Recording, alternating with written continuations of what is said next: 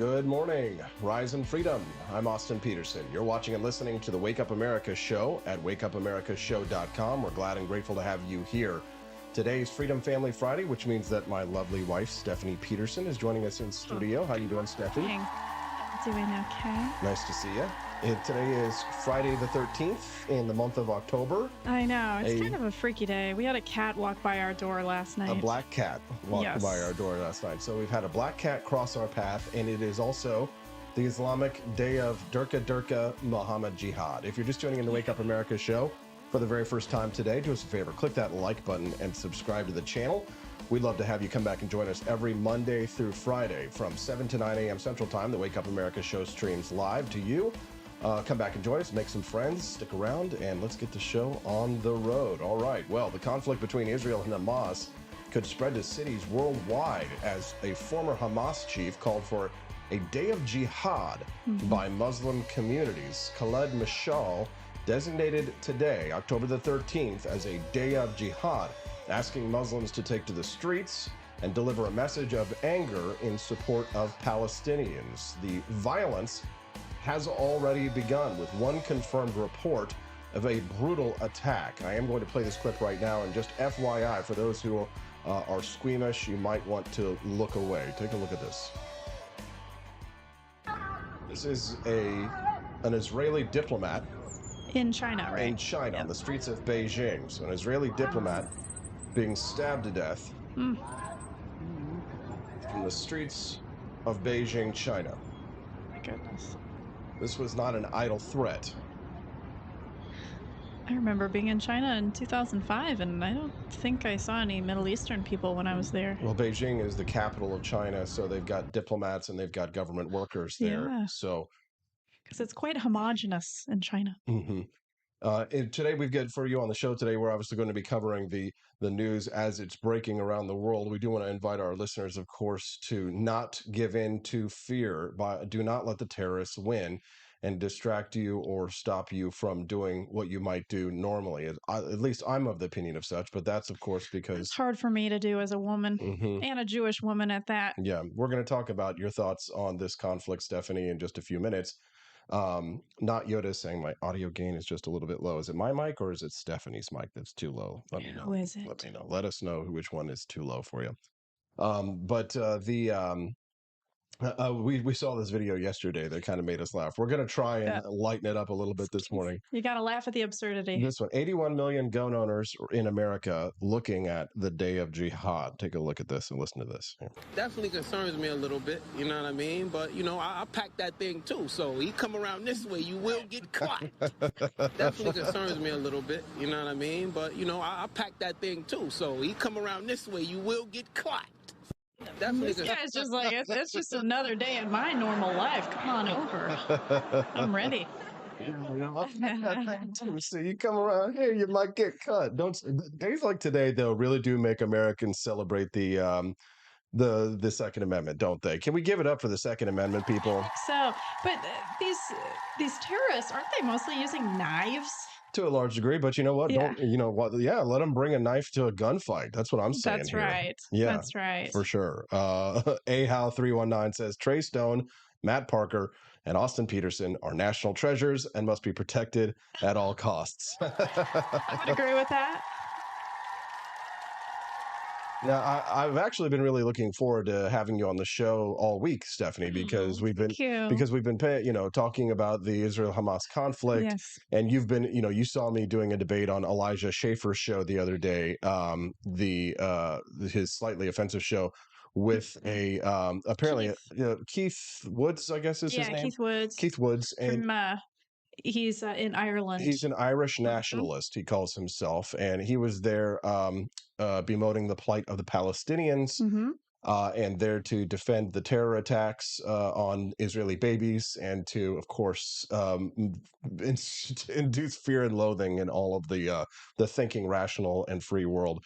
So we're going to talk about that with Stephanie. I want to hear Steph's take on this as a Jewish woman, my wife, the Jew. And then today we are going to hear from Aya Katz. Yes. So how did this happen? So Aya Katz, who's Aya Katz? You want to Do you know much of her background and kind of her connection to us? I really don't know too much. I know that she's been following you for a long, long time. She's a Missourian. I know she has connections to Israel. I don't know if she's from there. I know she speaks Hebrew. She is a researcher, and she has She's also an author. Yes, an author, and she has is it a chimpanzee? Yes. Yeah, so she does studies on her chimpanzee that she owns.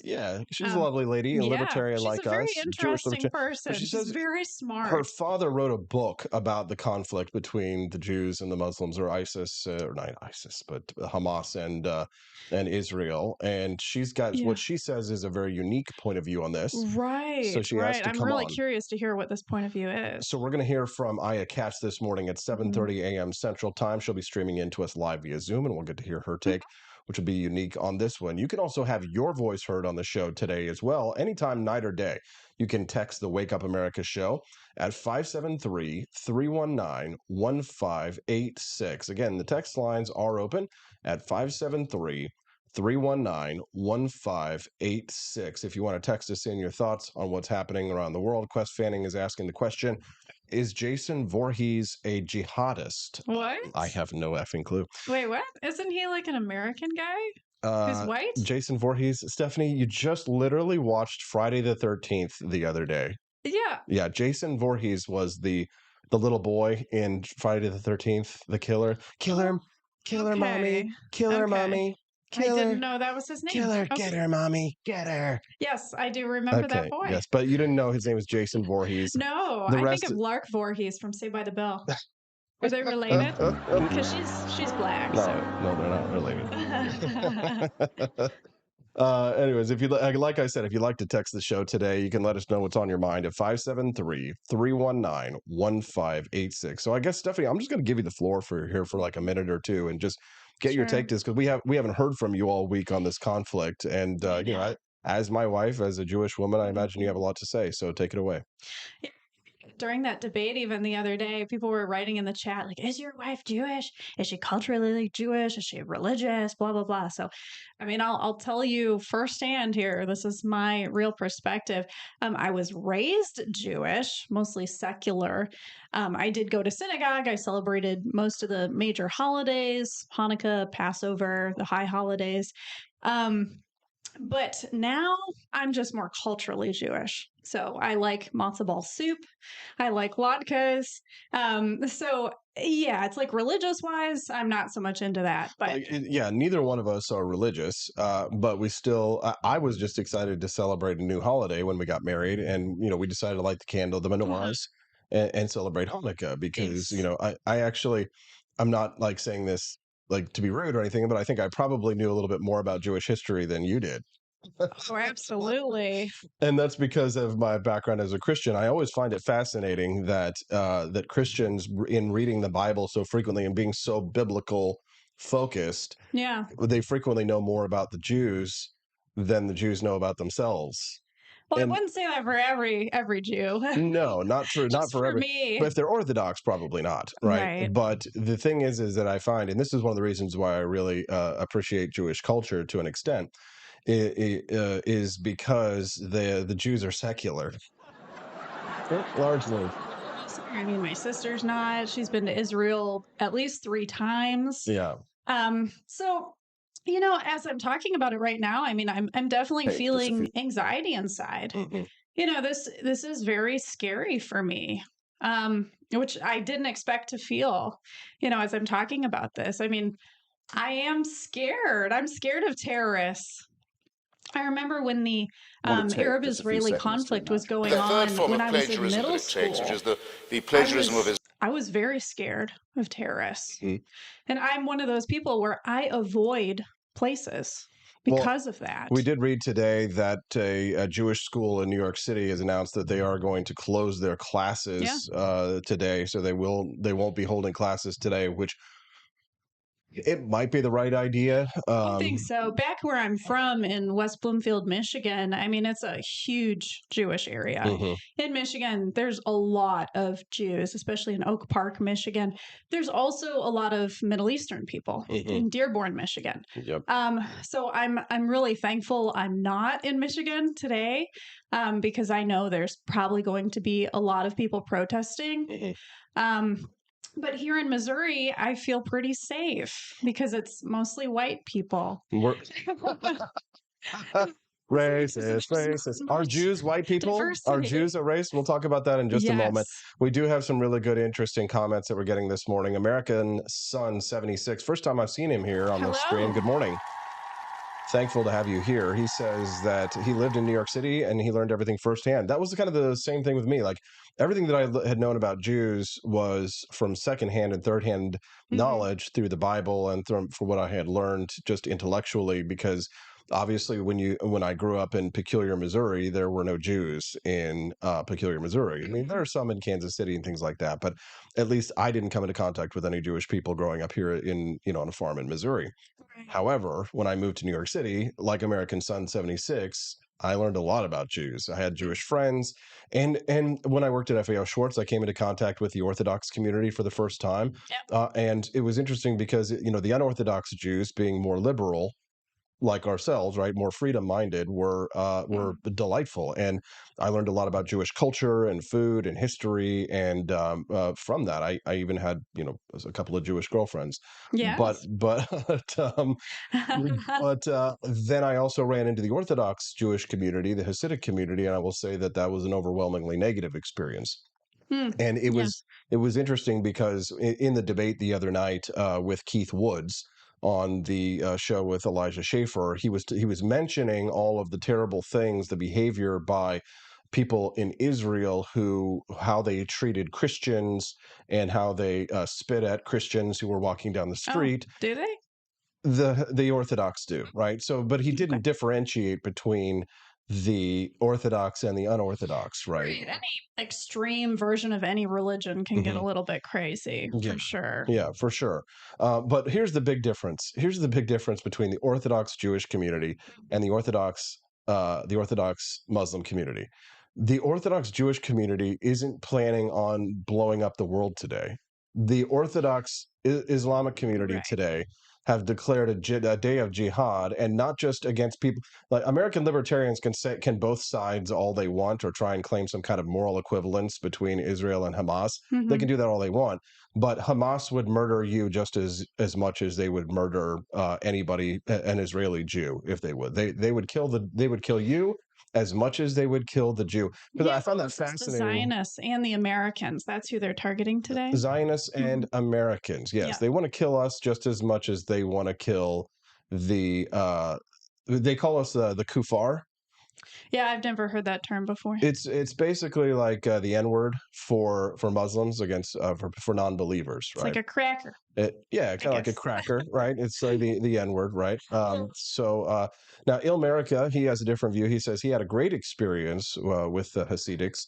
Definitely not the experience I had, unfortunately. It was a completely different experience. But again, Orthodox, anyone of like an extreme orthodoxy typically is going to have those extreme views, and they're going to be very intolerant of people like ourselves. As a matter of fact, I had a video queued up for that. I'm a big Christopher Hitchens fan. Oh, I know you are. What he had to say about You've taught me a little bit the about Abrahamic religions, and I actually prepared just a minute or two of some of Christopher Hitchens' greatest hits talking about Islam. The third form of plagiarism that it takes, which is the plagiarism of Islam from both Judaism and Christianity, the competition between monotheism has become really outright menacing. And the real responsibility of citizens is to hold it down, is to resist theocratic bullying and the superstitions that underlie it. Islam makes very large claims for itself, very large claims indeed. It claims to be the last and final religion, the last and final revelation. When you see bumper stickers, everyone says you can't reduce major things to a bumper sticker. It's not my idea to have bumper stickers saying Islam is the solution. It's a well-known slogan, actually, of parties associated with the Muslim Brotherhood. They say Islam is the solution for everything. It takes care of all your life and the one to come. Sexuality, political economy, banking, diet, relations with other religions, everything. It's a total solution. What is creepy about the word total? I hope I don't have to tell an audience like this. It's the first 5 letters of the word totalitarian. It's absolute. It's absolute. It's all-inclusive. It's unanswerable. And oddly, for a religion that makes such large claims, notice another thing about Islam, it doesn't particularly like having these claims questioned or scrutinized. In other words, just as there is with all religions an inverse relationship between the claims they make and the evidence they can produce for them, you must have noticed that, with Islam, a younger religion, and perhaps therefore more in its first flush, there's an extraordinarily strong willingness to say that any challenge to its absolutist claims is by definition profane. And profanity and blasphemy can be the antecedent to very severe punishment. For example, do you remember the Charlie Hebdo attacks in France? Were those pretty recent? It was maybe 10 years ago. Okay. No. I don't These remember were, I believe, ISIS-inspired terrorist attacks in France that occurred because Charlie Hebdo was a satire newspaper in France, and it is a crime to draw a picture of Muhammad in Islam. Even for foreigners. So you're not allowed to draw a cartoon or a picture of the Prophet Muhammad. You're not of the Prophet Muhammad. Yes. Or else you may have a jihad declared against you. In other words, the people who were doing satire in Charlie Hebdo, they didn't even draw the actual picture of Muhammad. I think they actually were doing not paint by number, but when you used to draw the lines, like draw the picture of Muhammad, they would do like number 1, number 2, and you would draw the line, and it would draw the picture of Muhammad. I'm forgetting. Like easy draw. Is exactly. It number? Is that something like that? Like not paint by number, but it was. It's like connect the lines. I remember that. Yeah, that was like a child worksheet that I used to do. Yeah, it was a French. Here we go. So 2 French Muslim terrorists, Saeed and Sharif Kouachi, forced their way into the offices of the French satirical weekly newspaper Charlie Hebdo. Armed with rifles and other weapons, they murdered 12 people and injured 11 others. They identified themselves as belonging to the Islamic terrorist group Al-Qaeda in the Arabian Peninsula. Now, here, and it was all because they had done drawings. So here is why there's no moral equivalence between the Jews and the Muslims. When's the last time we saw the Orthodox Jewish community launch a terror attack against people for defaming their religion? I don't think they ever have. Exactly. I don't remember. Exactly. Right. The problem with Islam, and you know that I'm not a fan at all of Islam. I'm not a fan of religion in general, in entirety, totalitarian. I'm very much opposed to organized religion. I know. But I have a special hatred for Islam. And it's because of things like this, because they did not come into contact with the Enlightenment, because Christianity and Judaism have been blunted by the Enlightenment. We were watching Robin Hood, Prince of Thieves last night, right? And you saw the. It's my first time seeing Robin Hood. Right, and he was not wearing a green hat at the beginning of the movie. They're in the Crusades. Right, and you saw what they were doing to one another. The Muslim warriors were cutting off the hands. I know. I was like, this is a little bit relevant. Yeah, it was kind of interesting timing that we were watching that just last night. I had no idea it was about that. Although Morgan Freeman culturally appropriated Islamic culture when he played Azim in the book. Yes, but there are black Muslims. There are black Muslims, just like there are black Jews. Yes, Ethiopian Jews. Yes, yes, exactly. They're Ethiopian Jews, right? Yeah. So that's why this whole conversation has come around about here. Why I prefer Judaism and Christianity, although I'm opposed to organized religion in general, because they have been liberalized. These religions, and it really, I'm sure it grates conservatives to hear me say that, but it's true. These religions are more liberal. Jesus was much more liberal than Muhammad. Correct. Right. Jesus never advocated for rape and murder, and he wanted peace. Muhammad was a pedophile, but as well. So, and Jesus never took a bride, at least if you believe the Bible itself, so such as it is. So Correct, the other night when I was debating with Keith Woods about the question of whether or not Judaism is a culture, religion, or a race, Keith was very intent on pointing out that DNA shows that Judaism, that being Jewish, is a race, which I disagree with, because I've actually spent 5 minutes, not hating the Jews, but actually reading about them and learning and studying them. Go ahead, Stephanie.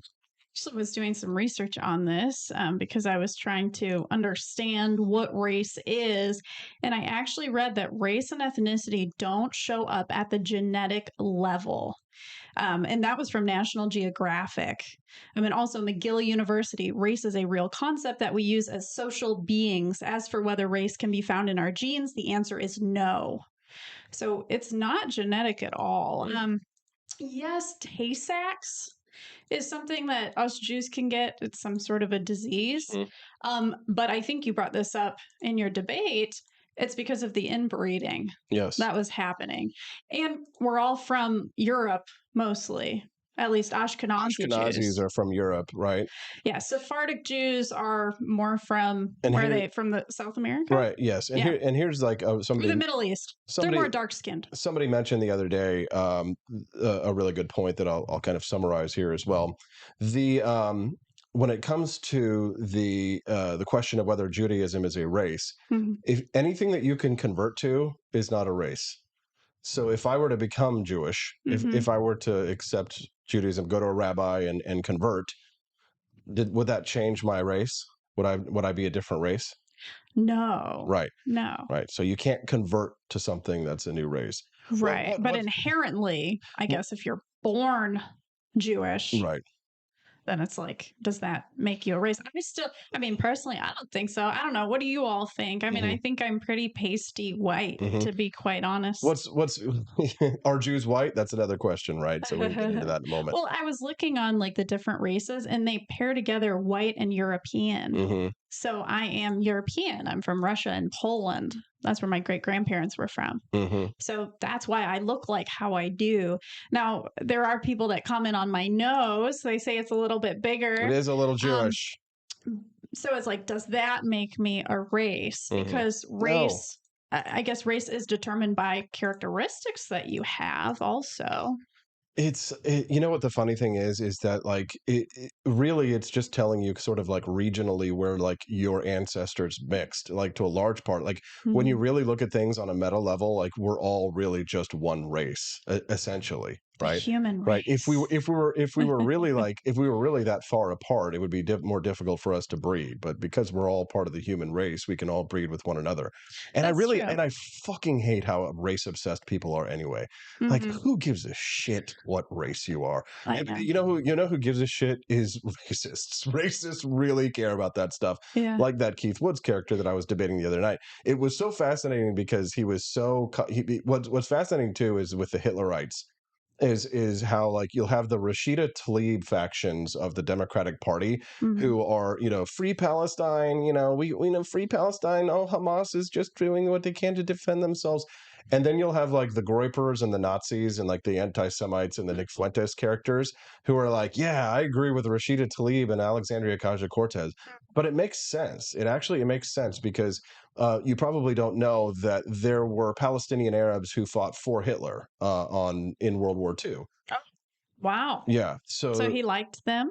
I mean, no, they were basically I think that they basically looked at it. They were subhuman, but they were above Jews. So like the Nazis had a whole racial hierarchy that they engaged in that was, Aryans at the top. Sure. Dana. So is Aryan just white? Yes. Well, what's funny? Are you not white if you have brown hair? I don't know. It was this whole cult. So I won't get into too long a description of like Aryanism here or anything like that. But like it was this whole made up. It was all made up by Heinrich Himmler, right? They based it around their pagan, their weird pagan religion. Remember we talked about this, and they kind of like weaved Arthurian legend into it, where they were all the knights of the Round Table and. Like I believe that like they claim that Aryans initially came from Iran, that like because Caucasians from the Caucasus Mountains, somebody correct me if I'm wrong, the Caucasian Mountains on this one. There's a lot of things that are overlapping in this one. I might be getting it confused, but yeah, but it was all made up. As a matter of fact, Hitler actually privately spoke to people about when in the final days of the Third Reich. Hitler was kind of making fun of Heinrich Himmler because Himmler was so obsessed with racial identity and trying to prove the superiority of the lineage of the Aryan race that Hitler was kind of like making fun of. He's like, he's wasting his time because, of course, what they determined was that they were trying to prove that historically that the Aryans were always supreme. But the fact is that like the Chinese had a more advanced civilization when like the white people, if you will, or Aryans were like still living in like caves and in mud huts. The Chinese were like building palaces and things like that. So it's like it's this myth of racial superiority. That's what they have to do. That's why you'll see this overlap between like the Groypers, like the Nazis, and the like the anti-Semitic types, right? The National Socialists and like Rashida Tlaib and others, because they're aligned in their racial views. Like, and what's fascinating too, like a lot of like the anti-capitalist rhetoric, Stephanie, it's hatred of the Jews. So the funny thing about Keith is that after the debate was over, I was like, he doesn't like Jews. They do it in this very sly way without really coming out and saying it. So it's like, you can't always tell if they like you or not when you're Jewish. What do you mean?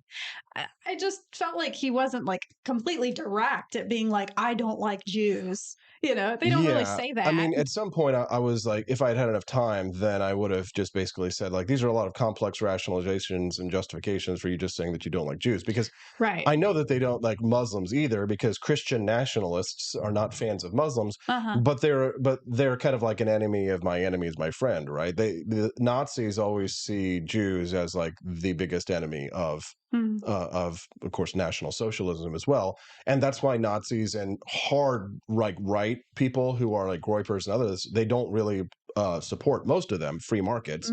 That's why they're National Socialists. And they hate capitalism because they see it as Jewish capitalism, right? Of course, they also see Marxism as Jewish Marxism. They think that the Nazis think that they've come up with like, they basically it's socialism but for white people, right? Where Marxist socialism is socialism for the minorities, National Socialism is socialism for white people, right? So interesting things that we've learned. If you're just tuning into the Wake Up America show this morning, good morning, happy day of Jihad, Derka Muhammad Jihad. I'm happy at it. I think we should make fun of it. I think that we should laugh in their face. As a matter of fact, I think we should draw a picture of Muhammad on the show today, actually. But seriously though, like in all seriousness, like yesterday when I found out about it, I immediately told my mom and sister, because you know they're both Jewish too, and my sister had left me a voicemail just being like, that's scary. And my mom, she's supposed to go to a bat mitzvah this weekend, which means she's going to be going to a synagogue, and she's questioning if she should still go. So it's like, in terms of the Jewish community, like we take it very seriously because you know, we are scared and we have been targeted before, especially at synagogue. If you're just tuning into the Wake Up America show, good morning. I'm your host, Austin Peterson. We're glad and grateful to have you here. Happy day of Jihad. Derka, Muhammad Jihad. I'm your host, AP, my lovely wife, Stephanie Peterson, joining us here in studio today for Freedom Family Friday. We're glad to have you here. We've got Aya Katz is coming up next. Stephanie, we're going to go get her on that. It's already time. Click like and she said she's ready when we are. She just messaged. She's ready to go. All right, we're going to go do a very brief little commercial break. When we get back, we'll hear from Aya Katz on her unique take on the Israel versus Hamas conflict on the Wake Up America show at wakeupAmericaShow.com. Snow Goose Lodge in Jamestown, Kansas, your home away from home. Choose the comfort and privacy of our individual rooms, each equipped with its very own locking door and en-suite facilities. Or bring the whole family and make memories in our communal space. Snuggle up on our plush recliners or share a meal around the dining table that comfortably seats 8. Our kitchen is armed with everything you need, from a microwave to a full-size fridge. For a bird's eye view, book the Eagle's Nest. Enjoy the privacy, storage space, and its very own toilet toilet and shower. For just $450 a night, reserve the entire lodge. Perfect for reunions or retreats, accommodating up to 8 guests. And remember, Snow Goose Lodge is a haven for kids and dogs alike, so bring the whole family. Book your stay now and get 20% off your first booking using the code WAKEUP. In the vast expanse of time, a year might seem like a mere moment, but oh, what a year it's been. In September 2022, Austin and Stephanie Peterson embarked on a journey to wake up America. They began humbly, with just 20 souls tuning in, learning, listening, and though challenges arose, like the looming shadow of YouTube demonetization, their spirit never waned. And now, thanks to you, thousands rise with the sun to join them, to listen, to engage, to be a part of a community. So here's to you, and to Wake Up America, for memories shared, for friends made, for the journey ahead, and for never, ever forgetting to rise and freedom. Happy anniversary. I'm Donald Trump, and I approve this message. Believe me, Austin Peterson is the best. He's got the greatest Wake Up America show I've ever seen. Whenever I tune in the mornings and watch the live stream, let me tell you, he has got the absolute best content. I love his guests. It's just a total blast to watch, and I highly endorse and recommend the Wake Up America show. It's terrific, believe me. Halloween is coming. The festival of Samhain approaches, and your lazy butt doesn't have a Halloween costume yet? How can you pledge allegiance to the Dark Lord this year and possibly offend everyone at the same time? Visit the AP for Liberty shop and get your shirt today. The 9 most terrifying words in the English language are, I'm from the government, and I'm here to help. So grab your government is scary tea and tell everyone at the party that you're here to help. Other great seasonal items are available as well, so don't miss out. And visit AP for Liberty shop today. That's apforlibertyshop.com.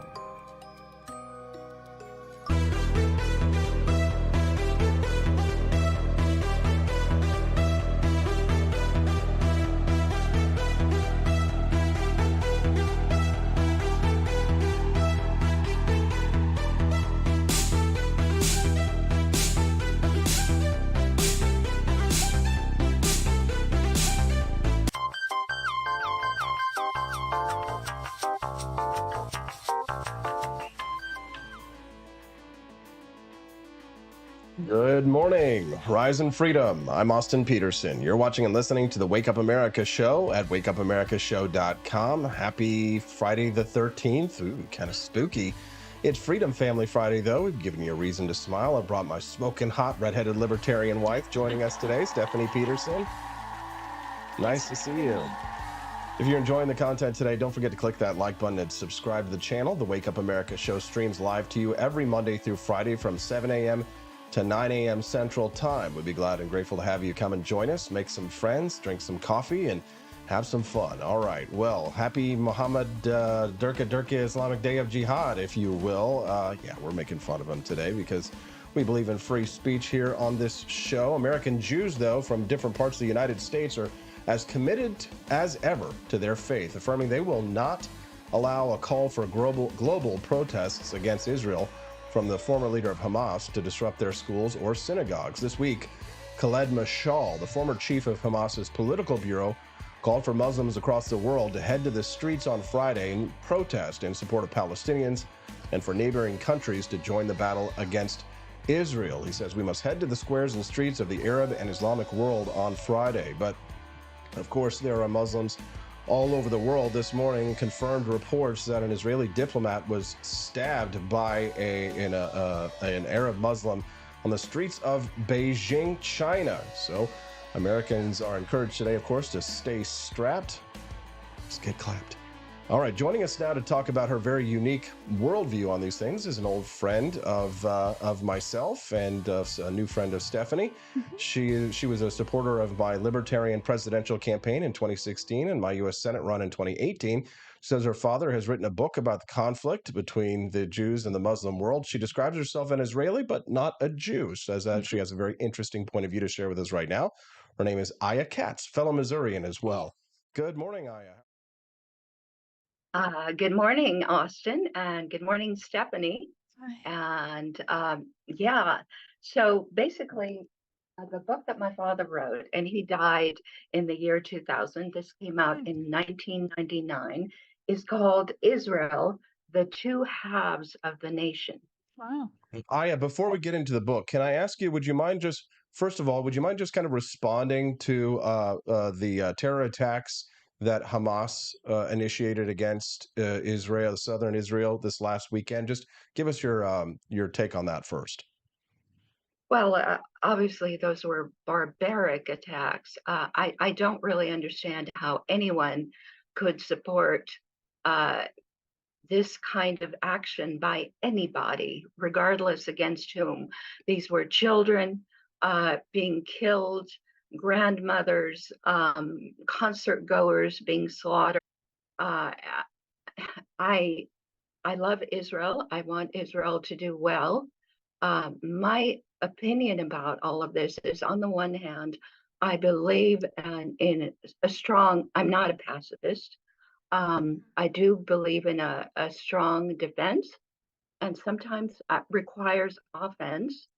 I actually believe that the territories should have been annexed, but here's where I'm different from most Israelis and most people that I've heard speaking.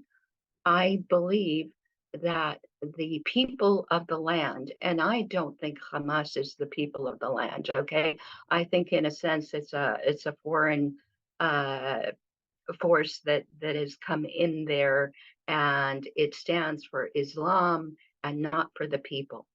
So, who are the people of the land?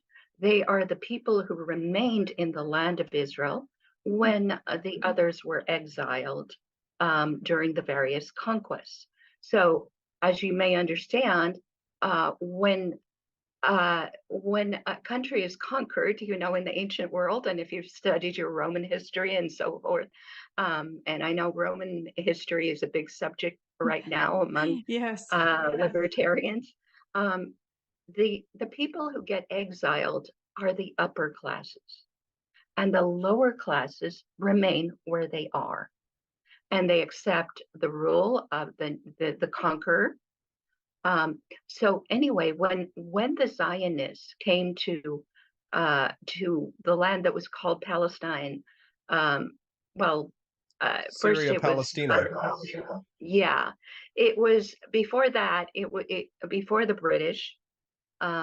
It was the Ottoman Empire that ruled that area. And actually, what the Zionists did is they bought land. They didn't conquer it. They actually paid for it with money. Mm-hmm. And they settled there among the people who were there. And they were not enemies of the people who were there. You have your house, I have my house. You have your farm, I have my farm. Those people did not call themselves Palestinians. It was the conquerors who called them that. And most of those people call themselves Belachim. Oh. Now, they spoke Arabic because, they spoke whatever the language was of the conqueror of the moment. But they were basically farmers. They had always been farmers. They were the people who had been there before the exiles. So, in fact, they are our brothers. You said there's no blood or there's no genetics, but actually there are genetic markers, and you can check, and they've got those. There are genetic markers, but that doesn't necessarily denote race, I think is what we're saying. Yeah, I'm not interested in race either. I don't want to be pegged as belonging to any particular race myself. But what I'm saying is they were, in many ways, and some of them even practiced Judaism or whatever in secret in their homes. On the surface, though, many of them were Christian and others were Muslim. And they were not, there was no sense that they were a Palestinian people. And there was peace, among the Zionists and among them. They were neighbors. Now, after Israel became a state, and actually in Israel, there were private little armies in the land of Palestine under the British that were going after the British because they wanted the British to leave. They wanted independence. So when I was a little girl, and I grew up in Israel until I was 10 years old, Oh, wow. and then we left in 1970 because my father was very upset about the land being returned, the land that was taken over in 1967 in the Six-Day War. And he could see that if we didn't assimilate the people, accept the people, and also annex the land, this kind of situation, the one that we're in right now, that Israel is in, would come about. Now, let me just reset here because I'd like to expand on that one. But we do have a lot of people who would just tune in to the live show and might be wondering who we are and who we're talking about these topics with, and what we're talking about. Of course, today is the 13th. The Friday the 13th in the month of October of 2023. I'm your host, Austin Peterson. You're watching and listening to the Wake Up America show. My lovely wife, Stephanie Peterson, is here joining me in studio. And on the phone, we're speaking to our Liberty friend, Katz, fellow Missourian, talking about the conflict between Israel and Hamas. And Aya describes herself as an Israeli, but not Jewish. Now, why do you not describe yourself as Jewish? Is that because you don't identify religiously or culturally with Jews? I mean, help us understand the difference there. Okay, well, take back to the history of Zionism. You've heard of Herzl, Theodor Herzl. Oh, no, I don't know who that is. He was one of the founders of Zionism. Okay. And he was I think it was in Austria, but, in a German-speaking country. And he suffered a lot of, all of them suffered a lot of discrimination. And at first, he just wanted to solve the problem. He said, I want my son to have a normal life, to be able to do anything he wants, enter any profession, not pay any different taxes than other people, be respected. And the first thing he wanted was to be, he said, hey, let's all convert to Christianity, and then we won't get genocided. Yeah, exactly. Yeah. But that didn't go over well with either side, I'm sure, yeah. So the next thing he said, okay, if we can't be regular people, and here's the thing, the Jews were not treated like regular people, So he said, if we can't be regular people in this country or in any country in Europe, how about we found our own country? And he wasn't even at first intent on Palestine. He said, okay, maybe Uganda. Oh, wow. But, people set him straight and said, nobody wants to move to Uganda. So eventually. Duh. I wonder why. Right. So eventually we settled on, the ancestral home, the place we actually came from, the place that set us apart. And people in Europe raised money so that those who became Zionists could be regular people. Now, what does regular people mean as opposed to Jews? Jews were generally pacifists in Europe. They did not bear arms. They did not deal with agriculture. They didn't in Europe? Most of them were not allowed to own land, so they couldn't be farmers even if they wanted to be. Wow. But the Zionists were going to do all of that. They were going to defend themselves, so they would be men of arms or women of arms, if you like, and they were going to grow their own food. They were going to be an independent nation and not behave like what they called Jews. So their idea of Jews was the pejorative that was used in Europe. There was the stereotype of the Jew is kind of hunched over and he lends money and he's mean, and that was what the pogroms were about. They would show people. So we were not going to be that. We were definitely not going to be that. We were going to be proud, strong, have our own country. And most of those people, by the way, were not at all religious. They were secular. One of the things that you brought up earlier, Aya, was the question of annexation. There's a couple of different ways to look at the annexation question. One is that you simply, it's the right of conquest, right? You look at it like cowboys and Indians, right? We're going to take this land and we're going to Trail of Tears your ass. And then the other way, no Trail of Tears, please. right? No, Right. That's a difference. But the second way is, of course, to hold a referendum. Well, here's what happened in Louisiana, right? They were just bought and sold. And I'm not saying that's constitutional, but what you have to understand is their personal property wasn't taken from them. They're slaves, you mean? No. You're talking about I thought you were talking about the Trail of Tears. Oh, no, what I'm saying is you have to be respectful to the local population, okay? Right. You have to respect their rights as human beings, and eventually you have to give them the right to vote, and all the other rights that go with being citizens. Now that can take a little bit of time, yeah,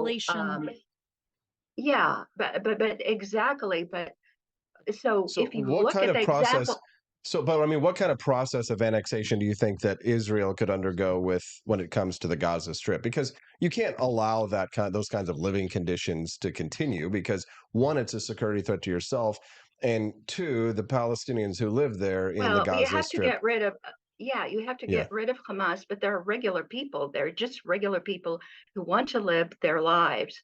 And actually, most of those people would welcome being part of Israel and being treated well in Israel as citizens. And that's what I'm advocating. So that's what I said, no Trail of Tears. So, for instance, when Louisiana was, first of all, a territory bought and sold, the people there still had their houses, their land, everything else. Their property was not taken from them. And I say personal property, I don't mean chattels. I mean their property as individuals was not taken from them. So I was just kind of making the joke because one thing that most people don't know, whenever you see like the pictures of like the Trail of Tears, they never show their black slaves being carried along with them because the Cherokee had slaves. But every time you see like pictures of the Trail of Tears, it's like, oh, these poor Native Americans. Oh, where were their slaves? What about if there's going to be any reparations? Maybe we need to go for the Cherokees and get all their money, and maybe we need to Well, annex I their mean, if their casinos. slaves came I'm with just kidding. yeah, look. No, but it's true that did happen. They did have slaves. Yeah, they did have slaves. Well, a lot of Native Americans took white people's slaves all the time. For sure. Yeah, I'm not denying that. I'm sorry, I'm running out of time here. I've got just a couple more minutes. I'd like to. I want to give you the floor here and set this up for you before we go here. And just kind of, if you wouldn't mind, giving us just kind of like your final thoughts here on this conflict between Israel and Hamas. Where do you think this is going? And what do you think the solution to this problem is? And just lay it out. I'll give you 2 minutes. Okay, so the solution is not bombing from above and thinking that, oh, this is retribution. You were mean to us, we're going to be mean to you. First of all, even the bombings are not anything near like the atrocities that were committed against individuals in Israel. So I don't think that bombing ever works as a final solution to any problem. Usually when you bomb people, they just become more intransigent. I think it needs to be war on the ground. Hamas and any Hamas representative needs to be taken care of, wiped out, but it should be done with as much delicacy toward the actual regular, ordinary people who live there as possible. And regular life, commerce, and just going to school and whatever it is people do should be immediately restored in the area. It should not be that we take retribution against the citizens, the people. And we should open up Israeli schools that teach in Hebrew to the people of the Gaza, give them the opportunity to learn the language, become assimilated into the culture, have the same rights as everybody else. I'm not saying that can happen overnight. It usually takes a generation, but little by little, just as in Louisiana, it didn't become a state immediately. It was first a territory, but it needs to be annexed. It needs to be controlled, and kindness and respect need to be shown to the actual ordinary people who live there. Agreed, but we do have to kill. I think we have to kill the terrorists first. Oh, sure. Didn't I say that? Yeah, of course. target Hamas. Yeah, exactly. Aya Katz, fellow Missourian liberty lover as well. What's the name of the book, by the way? Israel, the two halves of the nation. My father explains that actually we are one nation and we are at war with each other. And do you know why Jordan will not allow Palestinians to go there? Because they think of them as Jews. Okay. Interesting. Okay. We'll have to talk about that one another time. Aya Katz, thank you very much for your time today. And we look forward to having you back sometime, and have a good weekend. Well, thank you. You have a wonderful weekend too, Austin and Stephanie. Thank you very much. Aya Katz. She's so knowledgeable. I mean, this whole conflict is just way too complex and it goes over my head. I think about it in terms of Americans. How would I deal with it? And I'm just like, again, non-interventionist, like not my battle right now. Not the United States' battle. Right, not I agree. yet. I agree. But if there's like terrorist attacks that happened today, for example, you know, I think America could get involved and that would be okay. Agreed. So here's the deal, guys. We've got a little game we're going to play today. One, we're going to do a giveaway from apforlibertyshop.com. So first of all, we have to say thank you to Corey and Callie. Thank you. What did he dropped $10 in the tip jar? Thank you, Corey. So here's what we're going to do today, guys. We're going to do a gift certificate giveaway. One, for everybody who's a monthly subscriber to the Wake Up America show. We're going to do a free item from apforlibertyshop.com today. Monthly, we do a giveaway. We do a giveaway each month. So if you're a monthly subscriber to AP for Liberty Shop, like I see Corey and Callie is a monthly subscriber, or if you're a subscriber on the website, you're already entered in to win the gift, the gift from apforlibertyshop.com. But here's the thing. This is the surprise, Stephanie. You're hearing this now. We're also going to do a second giveaway today from apforlibertyshop.com for anybody who does a Rumble rant today in any amount. So the first person that does it not the gets first person, but we're going to choose randomly from everybody who does a Rumble rant today. So here's the thing. Everybody can participate in this. You can become a monthly subscriber if you've been thinking about doing that already. That's an entry. Right. And you can just donate $1 to the Wake Up America show. Okay. $5, any amount will get you a free entry. So since Corey and Callie is already a monthly subscriber, and he's the only one to do a Rumble rant today, he's got 2 entries. Right, so he can win both prizes. He can win both prizes. Okay. So if you are a monthly subscriber like Joni Rankin or Not Yoda or Corey Callie, you have 1 prize entry right now. So if you are interested in having 2 entries, right, then you be a monthly subscriber and make a donation to the show through rumble.com today. So that sounds cool. Yes. So starting now until the end of the show, everybody who does a Rumble rant has an opportunity to win an item from the shop. So here's the thing. If you just donate like $1, you get an entry, and you could win like a $20 or $25 t-shirt, right? So I think that's a pretty good deal, right? Yeah, it would be worth it. Absolutely. So cost-benefit we are going to be doing 2 gift certificate giveaways today on the show. 1 for our monthly subscribers. So if you're a monthly subscriber, you're already entered to win. You got 1 entry. And if you do a Rumble rant by the end of the show, then you can win a gift certificate or an item from the shop as well. So good deal. There we go. All right. Does everybody understand the rules? Okay, and go. Right now, at the moment, Corey and Callie has the only entry in the second prize. Wow. So he has a 100% chance of winning. He's in first place. He's in first place. Corey and Callie has a 100% chance of winning. All right. We are going to change topics here for a minute. We're going to go speak to our buddy Mike Deering. Oh, how cool. He is the CEO of the Missouri Cattlemen's Association. And we bought a giant hunk of beef of a cow. We like half a calf yesterday. Yes, we have a large freezer that it fit in. We've packed our freezer full yesterday of delicious Missouri raised beef. And we had a steak last night, so it was a prime rib with the bone in. Delicious bone in prime rib, yes. And we tasted it last night. It was freaking amazing. But there's a lot of things that people don't understand about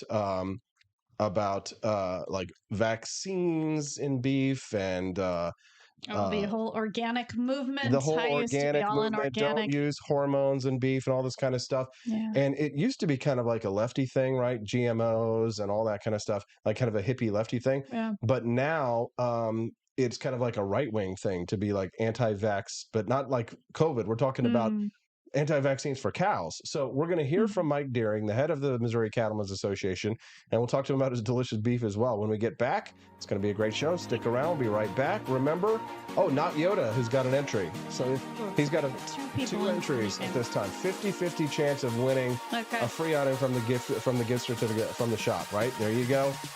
We'll be right back on the Wake Up America show at wakeupAmericaShow.com. Want an engaging website to boost your business? You're just a click away from 5-star Fiverr talent. Hundreds of freelancer skills like web design. Head to Fiverr.com today and get something started.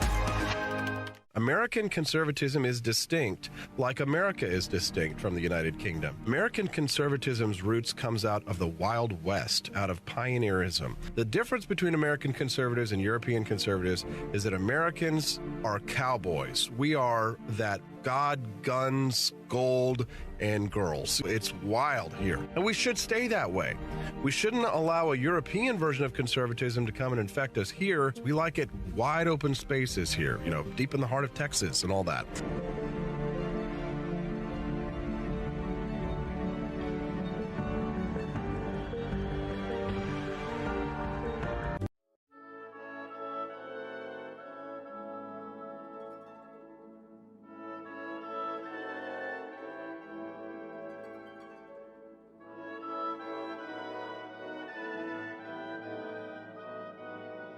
Hey there, it's your favorite Vice President Joe Biden. I wanted to talk to you today about the Wake Up America show, the best source for all your political news and commentary. But before I get started, let me just make sure I have all my notes in order. Okay, where was I? All right, the Wake Up America show. It's a great way to stay informed and make your voice heard. Boy, what was I saying again? Oh, right. The Wake Up America show. It's important that we all stay engaged and knowledgeable about what's going on in our country and, the thing. But hold on, where was I going with all this? Oh, yeah. The Wake Up America show. It's a fantastic resource. And if you really want to make a difference, man, you can sign up to be a monthly donor at wakeupAmericaShow.com/support. Now, where was I? Oh, that's right, the Wake Up America show. So if you want to stay woke and support a great cause, head on over to wakeupAmericaShow.com/support and sign up to be a monthly donor today. And if you're feeling generous, you can even give a donation in my name. Thanks for listening, and keep on keeping on, America. Come on, man.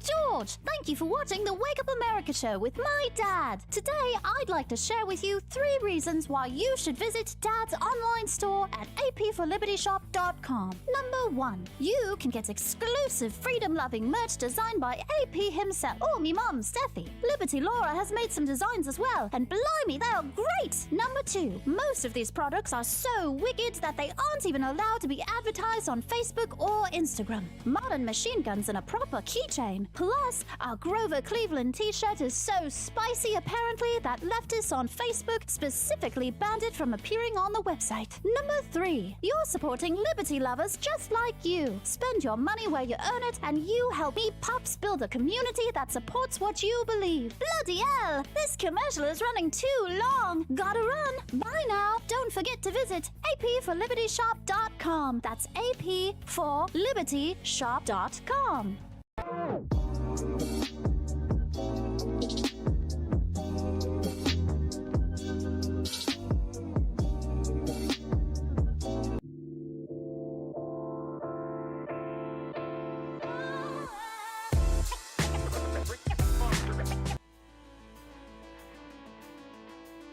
Good morning, Rise and Freedom. I'm Austin Peterson. You're watching and listening to the Wake Up America show at wakeupAmericaShow.com. It's Friday the 13th. Spooky, spooky.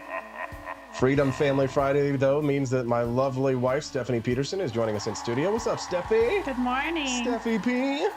Hey, it's going by so fast. Me and Steffi P. Me and Steffi P. All about freedom. Wake Up America show. Yeah, we need our own song. Yeah, we do. Yeah. Somebody needs to write us a theme song. I agree. That'd be cool. The Wake Up America show is brought to you by viewers and listeners just like you.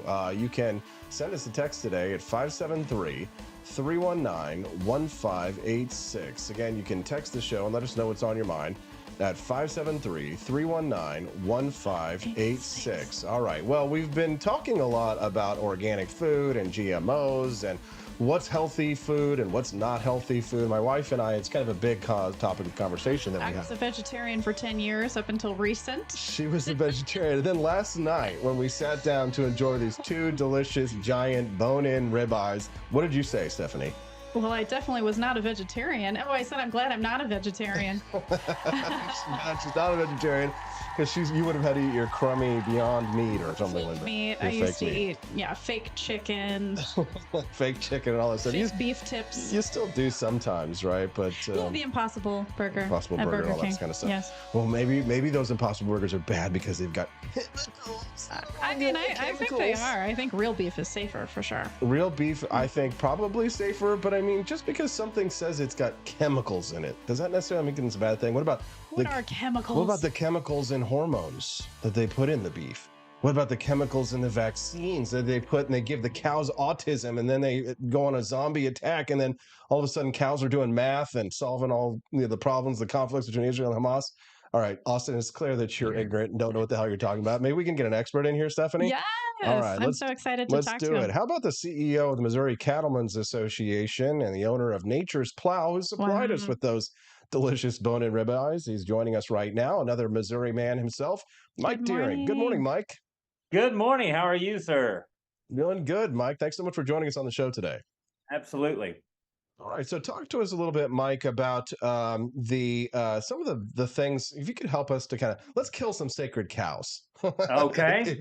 if you will. There's a lot of fear and loathing out there for vaccines these days.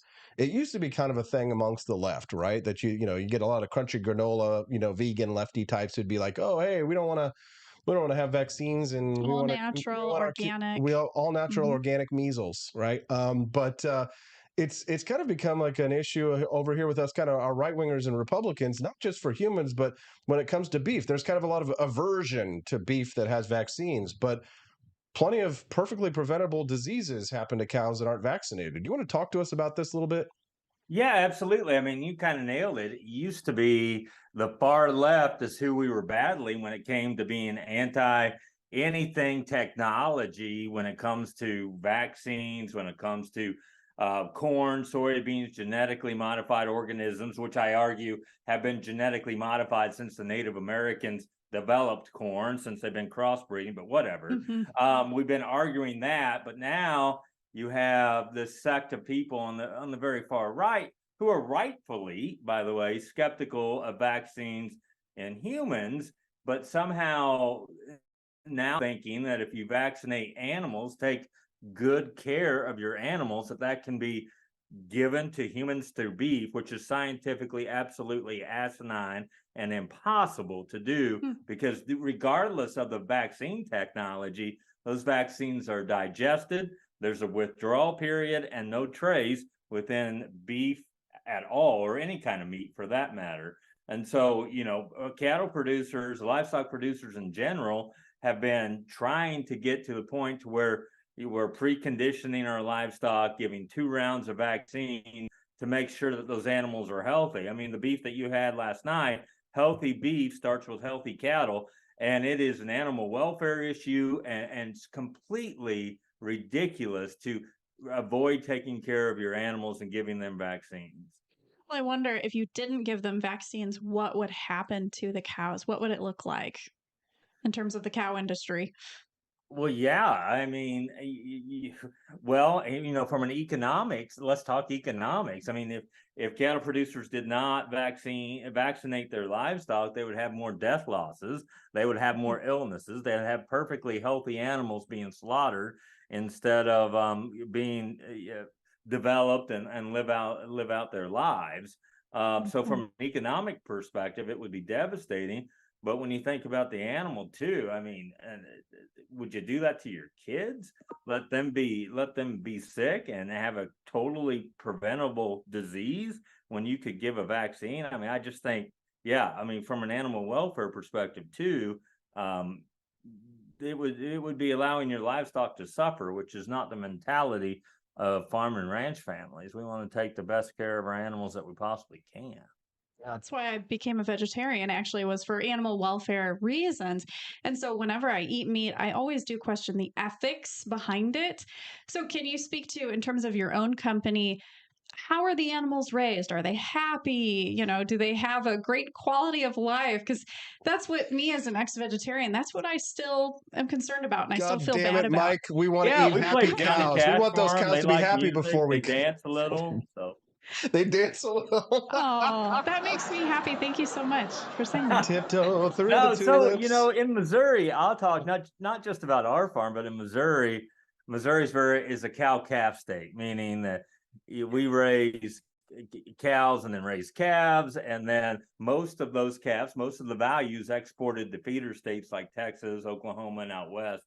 But most of the livestock here, all of it on our farm, but most in the state, is raised on pasture 100% of their lives. And then we have a typical Missouri feedlot, which they have access to grains, but they're always on pasture and those kind of things. And so, farm and ranch families is 98% family owned in this state. We're the second largest cow-calf state in the country. We have more family farms in this state, more beef cattle farms than any other state besides Texas. These are good families trying to make a living, conservative people now being attacked by their own for trying to take care of their livestock.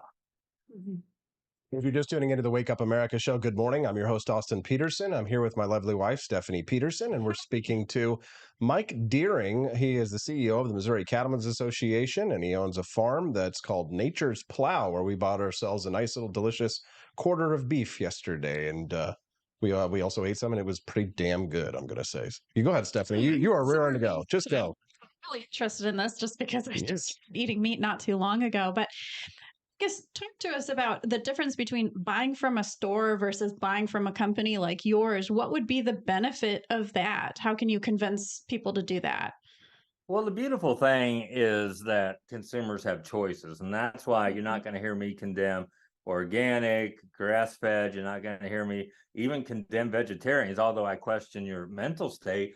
Me too. Because I believe in choice, and I think that consumers should have choices, whether they want to buy local, buy direct from a farmer, or they want to buy from a grocery store. They need to have confidence that that animal that meat is safe and that it was raised ethically and responsibly. And I have confidence of that no matter what your choice is.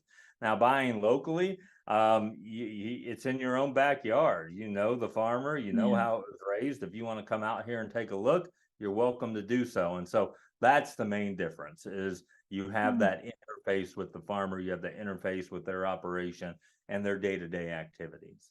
I like that. Mike, so you said you brought up the grass-fed thing. I'm not into the hippy dippy stuff. Okay, so I tried the grass-fed beef. It didn't taste as good to me, but they're selling it for more. It seems to me like a scam, and here's why I think it's a scam. And you can agree or disagree, because all they're doing, it's kind of like the whole global warming stuff. Oh, we're going to turn our air conditioners off for global warming.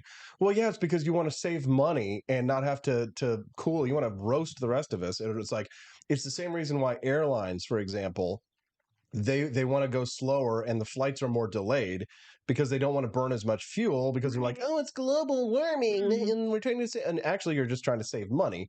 But is it the same thing when it comes to grass-fed beef? They just don't want to spend the money on the grain for the corn to properly get those cows nice and fat and delicious.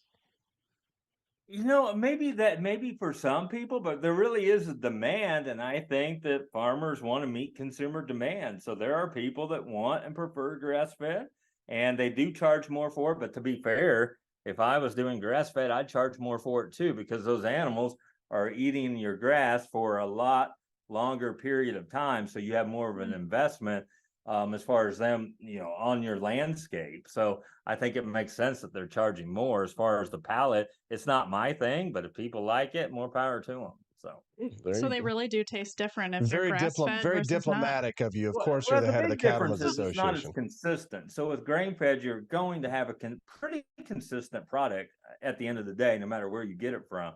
With grass-fed, I mean, there's so many different variations of grasses and how you do things. And so you could have a wonderful experience or you could have a miserable experience. So the problem there is consistency. The best steak I've ever eaten in my life was grass-fed.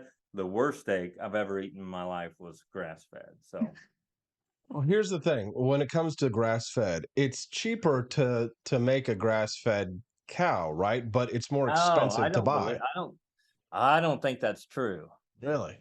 No, Explain. because I mean, it takes a lot longer to take them from a calf to a finished animal on grass. So they are on your property, on your landscape, under your care. So you have more labor, more time. They're more wear and tear on your pastures and your forages. So I mean, they're around for a lot longer. So I would say it's more expensive. Depends on the price of grain, but I would say at the end of the day, it's probably more costly. Well, that's interesting.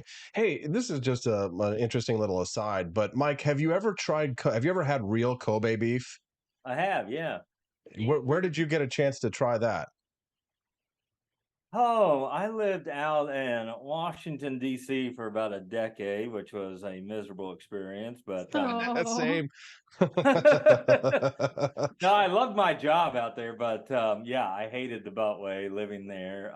We could have a whole segment about that, but anyway, yeah, I had Kobe beef out there at one of the fine restaurants in Jeff City, and it was quite delicious, but I don't know if it was worth what we paid for it. But I feel like it was. We ate it in Japan. Yeah, but maybe it was because it was in Japan. Okay.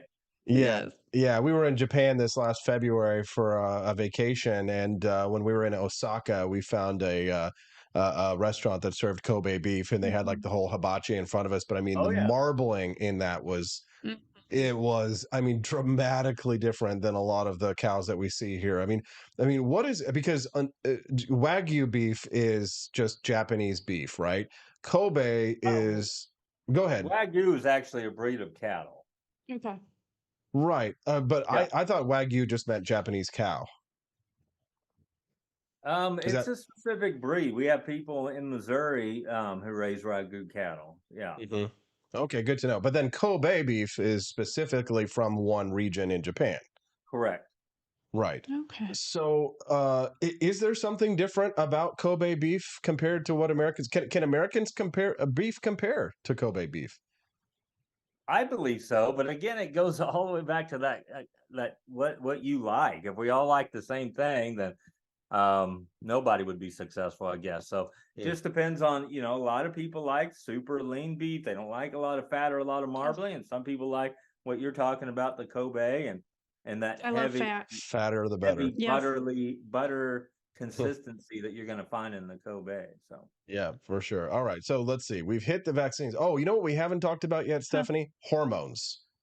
That is fattening up those they say cows. they pump them with hormones, and then it comes into our children, and then they develop quicker and go through puberty quicker. So it's like, what is that all Tell about? us, is it true that if you're pumping the cows full of hormones and the kids are drinking the milk, that female humans are going through puberty earlier because of the hormones they're putting into the cows? No. Okay. What? How dare you, sir? You've just defied my religion. It's like saying that Jesus isn't the son of God to some people. Explain yourself, sir, before we murder you. There's more hormones in M&Ms than you'll find in beef. But anyway, so yeah, I mean, there really is in chocolate than what you're going to find in beef. But so the hormones that you hear about, farmers and ranchers giving those to help in growth development, there are implants, but they just enhance the hormones that already exist in the animal. It's like a stimulant for that animal. There's not adding a whole bunch of hormones or anything. In fact, if you take beef that had no implants versus beef that had implants, there's no hormone difference. Oh, wow. Just stimulating what already exists within the animal to try to get that growth boost. We have a cool display that we do on educational activities with the association that kind of shows, okay, here's how many hormones you get from peanut butter. Here's how much you get from M&Ms. And beef is at the bottom of the totem pole on the foods, but regardless, you're gonna get those hormones naturally anyway. So it's not like we're adding hormones. That's just crazy. But Stephanie, do you know how to make a hormone? I mean, I get why people think. Do I know how to what? I get it. Do you know how to make a hormone? No. If you're just tuning into the Wake Up America show, good morning. I'm your host, Austin Peterson. We're glad and grateful to have you here. I don't know how to do that. Stephanie doesn't know how to do that. No. You'll catch something from that. If you're just tuning in, I'm your host, Austin Peterson. My lovely wife, Stephanie Peterson, is so completely innocent that she has no idea these kinds of dirty jokes that I make on the Wake Up America show. We're talking about cows, for the love of God. Don't call them. No, I would never call you a cow. You can do us a favor and click like and subscribe to the channel if you want to help us to spread the message of economic freedom and personal liberty. I'm speaking to Mike Deering. He's the CEO of the Missouri Cattlemen's Association, as well as he's got his own farm called Nature's Plow. We're talking a little bit about some of the myths and sacred cows, pun intended, about the beef industry. Stephanie wants to weigh in. Cow milk question. Do you all also sell milk from your company? We do not. So we do not have dairy cattle. We do have a dairy industry in the state, but no, we do not do that. Yeah, I was just curious because I know that a lot of people in society now are saying cow's milk is not good for you. So I was curious if you had any insight on that topic. Yeah, I really, I think cows, I haven't seen any science that would ever convince me to believe that. I think cow's milk is extremely healthy, and we use it every day in this little family. So I don't think we've grown any extra arms or anything. But this is actually a good segue because I have my next story is going to be about how people are eating much less breakfast cereal these days. Yes. And the initial reaction to that is, oh, well, it's because it's not good for you. It's not healthy. It's sugary. That may be part of it. But it's actually because people are drinking a lot less milk. And we are going to talk about that next. But I want to give Mike the floor to have the last word. Mike, you want to plug your business, Nature's Plow, for anybody who might be interested in getting themselves some delicious beef like we did.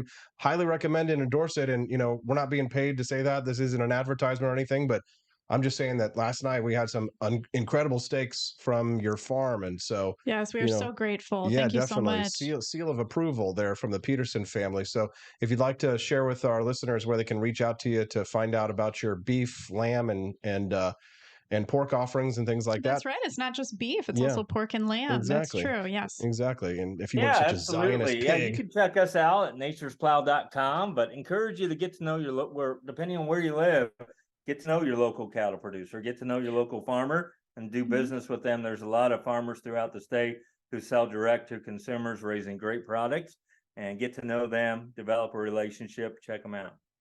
I do have a question. Do you sell nationally? Are you able to ship meat? You know, we do not. We've looked into that, and I don't think with my real job that we have time to mess with the logistics of that. Oh, sure. And God knows the United States Postal Service is less than reliable right now. Yes. Mike Deering, head of the CEO of the Missouri Cattlemen's Association, fellow Missourian, and of course the owner of Nature's Plow. Check him out online. So, hey, thanks, Mike. Hey, thanks for the beef, brother. It was absolutely delicious. We'll definitely come back. Absolutely. Thanks for chatting with me and busting some of the myths that we're not trying to poison the population here. So there you go. Thanks, Mike. Have a great day and a good weekend. Thank you. Happy Friday the 13th and happy day of Jihad. Gosh, because I used to be one of those people. I was like, the hormones. I want only organic. Now, Stephanie, why did you believe that stuff? Natural news. I mean, I believed in basically the government was spreading what was it, chemicals in the sky from the airplanes, chemtrails. Right. I thought that was going onto our crops and the grass that the animals would eat. And it was I have no idea. I was just repeating things I heard. And then, the organic stuff is packaged so nicely and it's so pretty. I think we were actually watching recently about the branding of organic companies. It's specifically meant to be very catchy, like an avocado with sunglasses or something. Yeah, exactly. Yeah, we've got that cracked video we can play here in a little bit if we'd like. But I do want to say thank you to all the super chats, or I guess we call them Rumble Ramps. Yeah, Studio dropped $20 in. He doesn't want the prize entry, but he just wanted to tip us. Thank you for Studio, you are so nice. Thank you. We appreciate that very much. Alicia Wilder says that they're half a state away from me, more sustainable to buy closer to home. Depending on where you are, Alicia, I'll say this, that because we're in Jeff City, they're in Northwest Missouri, so we're a half a state away as well. So if they say sustainable, does that mean in terms of gas usage and pollution in the air? It might just be cheaper to buy local, more local than that. But they did have free delivery for us, so it wasn't bad, which was kind of nice. But thank you to everybody who's doing Rumble Rants today. Just an FYI, if you are a monthly subscriber to the Wake Up America show, like Pork Chop, for example, over there. They might like the pork of the company we just talked to. They might like the pork. Pork Chop, for example, is a monthly subscriber, as well as Joni Rankin and others. You are already entered to win the prize that we're going to give away at the end of the show. We're actually giving away 2 prizes. So here's how this works today for those who might just be tuning in. We're going to be giving away for our monthly subscribers 1 prize. And then for everybody who does a Rumble rant today on the show, which I have, here's the list that I have. Tell me if you did and I don't have you on here. Not Yoda, Corey and Callie, Quest Fanning, Blue Trike, Joni Rankin, and Studio. Those were all the Rumble rants we've received today. The Studio is exempt. Let me know if I didn't. Yeah, Studio wants to exempt himself. So those people who have done Rumble rants in the show, they're all entered to win as well. So all you have to do is make at least $1 donation. You can do more. Obviously, it'd be great to help us support the show. But no matter what you donate today through the show, you will be entered to win that prize that we'll give away at the end of the show. So monthly subscribers are automatically entered. If you're thinking about becoming a monthly subscriber, now's a good time to do it. You can get 2 prize entries. If you become a monthly subscriber today, you automatically get 2 because you make a donation and you become the monthly subscriber. So 2 chances to win if you're a monthly subscriber, if you become a monthly subscriber today. So there you go. All right. Speaking of breakfast cereal and milk, this was from the Wall Street Journal that I was reading the other day. And for those of you who might be tuning in saying, why aren't they talking about the Day of Jihad? We were talking about that a little bit earlier. The show's almost over, however, and we typically on Fridays try and lighten things up. And for the love of God, we really need to lighten things up. It's been a real rough week. So I think I don't realize how much that Israeli conflict is really weighing on me. After talking about it today, I was like, oh my gosh, I guess I really am stressed about this. Yeah, for sure. Well, one listener texted in and said, the guy who owns the land surrounding where we deer hunt sells us beef. It's great. That's nice. That's cool. Another Alex from Missouri texted in. He says, please ask about regenerative AG and if Mo cattlemen participate. Hey, I'm sorry that I missed that in time, brother. Alex. Regenerative agriculture. culture. I think that's what it means. You know what? I can actually send him that text, Yeah. a text, and ask him that. And when he responds, I'll respond back to Alex. So I'll respond privately. Okay. Sorry that I missed that during the conversation there, Alex. You can text the show today, just like Alex did, at 573-319-1586. Again, you can text the show today at 573-319-1586. All right. Well, Kellogg's plan to ditch its cereal business highlights the depressed outlook for what was once America's morning staple. Yeah, Kellogg's is talking about no longer making cornflakes. Can you imagine that? Well, I do like cornflakes. I know a lot of people don't, but I do like it. I still buy a cereal. We've got some cereal. I got Raisin Bran. I bought some like Honey Grams recently. But in terms of like, I used to eat it a lot more. Like, I loved Frosted Flakes, Same. Apple Jacks, Alphabets. Those were some of my favorites. Yeah. But now I try to stick more with like the healthy variety. Do you remember back in the 80s, and you don't remember the 80s, but you remember the 90s, but do you remember when people told us that like eggs were dangerously high in cholesterol? Oh, yes. That's why you're supposed to eat egg whites only. That's what they said. But the thing is, we didn't know that there were different types of cholesterol. Oh, yeah. Right? So what did we eat instead of eggs? Cereal. Oh, okay. Yes, and because we thought that eggs were dangerously high in cholesterol, we ate lots of carbs, right? But families have actually, they stopped going cuckoo for Cocoa Puffs about a decade ago, right? The pendulum has kind of swung away with a vengeance, away from sugar and carbs and back towards protein, right? So you know why I also think cereal is not as popular is because people are intermittent fasting. Like I talk to so many people who do that, and that means that they basically skip breakfast. Right. So they don't even need cereal anymore because they don't even eat any breakfast. Yep. By the way, I did see that Camelia's super chat was for Blue Trike, which is why I put them on there. On behalf of Blue Trike. Yes. Gotcha. So, but for those, I'm a cereal lover, but I know that I shouldn't eat it a lot because it is high in sugar, and the carbs, of course, get converted to sugar. Cereal sales are now down. Units of ready-to-eat cereal in the U.S. had risen 5.2% in 2020.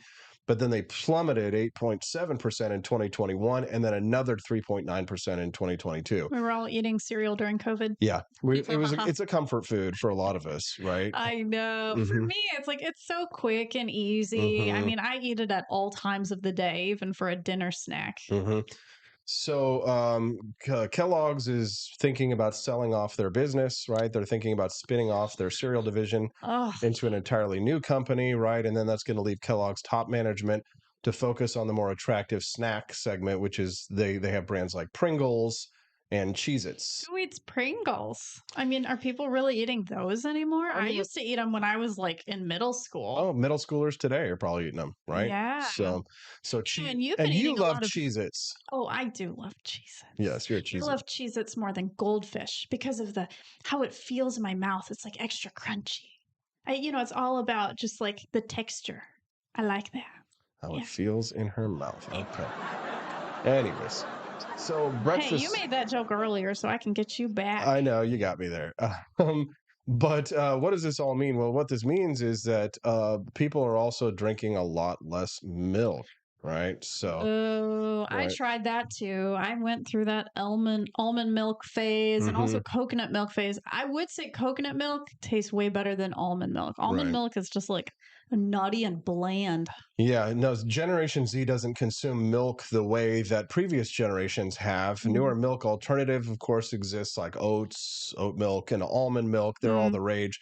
But the plant-based milks do not taste as good with cereal, in my opinion, right? And talking about soy milk, hormones, right? I guess in history, soy has messed with your hormones. Okay. So stay away from that. Right. But I love cow's milk. It's so yummy. The soy. We should have asked them about soy, feeding the cows soy. Anyways, but they taste different from cow's milk, and sometimes they make your cereal taste weird, right? So yeah. And it's not like I'm about to put goat's milk in my cereal because goat's milk literally tases like goat. The smell of goat is taste? How it tastes. Okay. It's like grassy. With like a little body odor added in. It's very, just smell a goat and you will be able to taste it. I tell you now, try it. Yeah, I don't know. So I would never put goat milk. I would never drink goat milk anyway because it smells terrible. I like to eat goat. I think goat tastes good, right? I like sheep and lamb and goat and like the meat, but not the but not the milk. The meat tastes a little bit, I don't know if it's called gamey, but it tastes a little bit like something grassy. like that, like wild. Yeah. Yeah. But then there's the problem too, is like if you buy oat milk or almond milk, it's really expensive. So you're not going to put that on cereal. You know what I mean? Like it's. Mitch, I have. Yeah. Well, it was worth it. The health benefits were worth it until now. Do you remember the Got Milk campaign? Oh, yeah. With the milk mustache? Milk mustaches Oh, and gosh. stuff. Why am I doing that? That's so bad. Don't do that's the Hitler mustache. For the love of God. No. Oh, God. Stop it. No, God, please, no. Jews for Hitler. No. But the milk campaign, the milk industry is like doing everything they can to try and get people to drink milk again. I mean, we do drink milk. I put a little milk in my coffee, like little tiny bits. You drink your milk with peanut butter and jelly sandwiches. Yes, I drink milk with peanut butter and jelly. And also with like dessert items. Yeah, like if you're having cake or something. Then I'll have like a glass of milk. But like other than that, but my nephew, he is a milk boy. Yes. He's a milky man. Yes. He's drinking that milk. When he comes to our house, we need to have multiple gallons on hand. Yes, milk. Lemonade around the corner. Fudge is made. Is that what you're talking about? Talking about chocolate and having hormones. My goodness, is that why all of us PMSing women eat chocolate all the time? Is it because there's hormones in the chocolate we learned today? I know. That's why us women have hormonal problems. Not only the birth control, but the chocolate is messing with us. This makes so much sense. Stop eating chocolate. Good morning for those who are just tuning into the Wake Up America show. How you doing? I'm your host, Austin Peterson. Happy Friday the 13th. There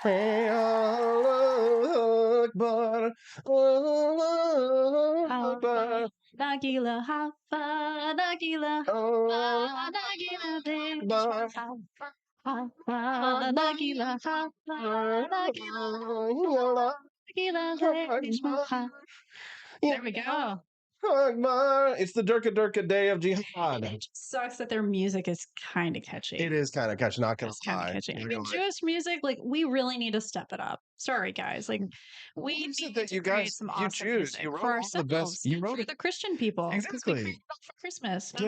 Exactly. Yeah. Oh, baby, it's Christmas. Yeah. Allah Akbar song. Well, instead, it's like I had a little dreidel. I made it on. Like how much more plain can you make a song? It's not very good. It's not very good. Yeah. So anyway, so it's the day of Jihad, Friday the 13th. There's already been a terrorist incident in Beijing this morning where an Israeli diplomat, for example, was stabbed by somebody on the streets. So everybody's staying strapped here in the United States. There's closings of schools and things. It's I mean, I do want to say, I used to go to an international academy in Michigan, and I used to have a lot of Muslim friends. And so it's really sad for me because I can only imagine what they're going through. You know, the fact that we kind of paint this brush, you know, and generalize all Muslim people as like being these violent people. But it's like, my friends are not that way. So I don't want to see them in that way. In honor of your Derka Muhammad Jihad today, hold on, where are we at? You know, there are good people that exist in all religions. I truly believe that. Sure, but far fewer in Islam than the rest of them. I don't know. No comment on that. Anyways, believe it in this shit. Even like Hitler loved music. Yeah. And there like some Nazi music too. And like I feel like the music he liked was pretty good. Oh yeah. Well, you want to hear Hitler music? I mean, I don't know if that's appropriate. Let's play some Hitler music. Just trying to say that like, you know, music is so innocent. You know, it still sounds good even if it means evil. Okay, hold on. Let's see. Here we go. Let's hear a little Hitler music today while we're playing. Sorry, what have I got?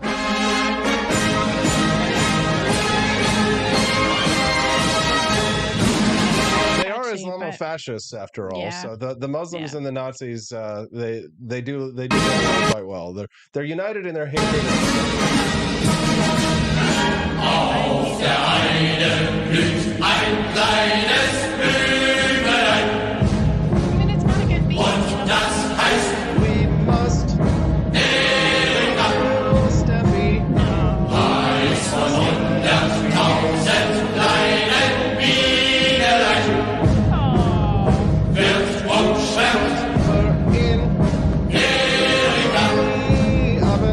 Denn ihr Herz ist voller Süßigkeit. Satan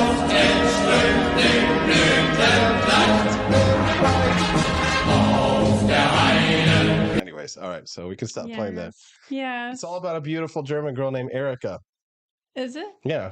Okay. So Yeah. that's happy. It's a little flower blooms. This is what these are the lyrics. So it's a little flower blooms on the heath, and it's called Erika. And eagerly 100,000 little bees, because her heart is full of sweetness. Delicate fragrance emanates from the blossom dress. Huh? A little flower blooms on the heath. There lives a little maiden there, and Well, the poor girl. I feel bad for her. The and fact that also- her name is being used now for evil. and That's also not cool. and also kill the Jews. Yeah. But that was like the chorus that got removed from that one. So und das Reich. I like the melodies, not the words. I guess that's what I like. A little flower The beat and the blooms melody. in my little room. Yeah, you can always change the words. You know, Weird Al Yankovic. And Vic it is does it all the time. Oktoberfest, so I guess it's okay. And it's called Kill the Jews. This is not PC. No, it's very, very not PC. No. But you know, since we're not Nazis, and since we're not Muslims, and since we're not, you know, you're a cultural Jew, not a religious Jew, Right. and I'm an agnostic. I get to make fun of everybody. So That's right. there you go. If you're just tuning into the Wake Up America show, click that like button and subscribe to the channel. Help us to spread the message of economic freedom and personal liberty, because that's what we're actually about. We're libertarians, aren't we, Stephanie? I mean, I see a lot of the libertarians on Twitter right now just being like, we want peace, you know, no war. And it's like, yeah, that's awesome, you know, in dream world, but it's like war is real. War happens. We can't just turn away from it. So that's the unfortunate reality, you guys. If there is today the day of jihad kicks off World War III, everybody's going to want to have one thing in their portfolio, Stephanie. Gold. Gold. Tell us about it, Jew.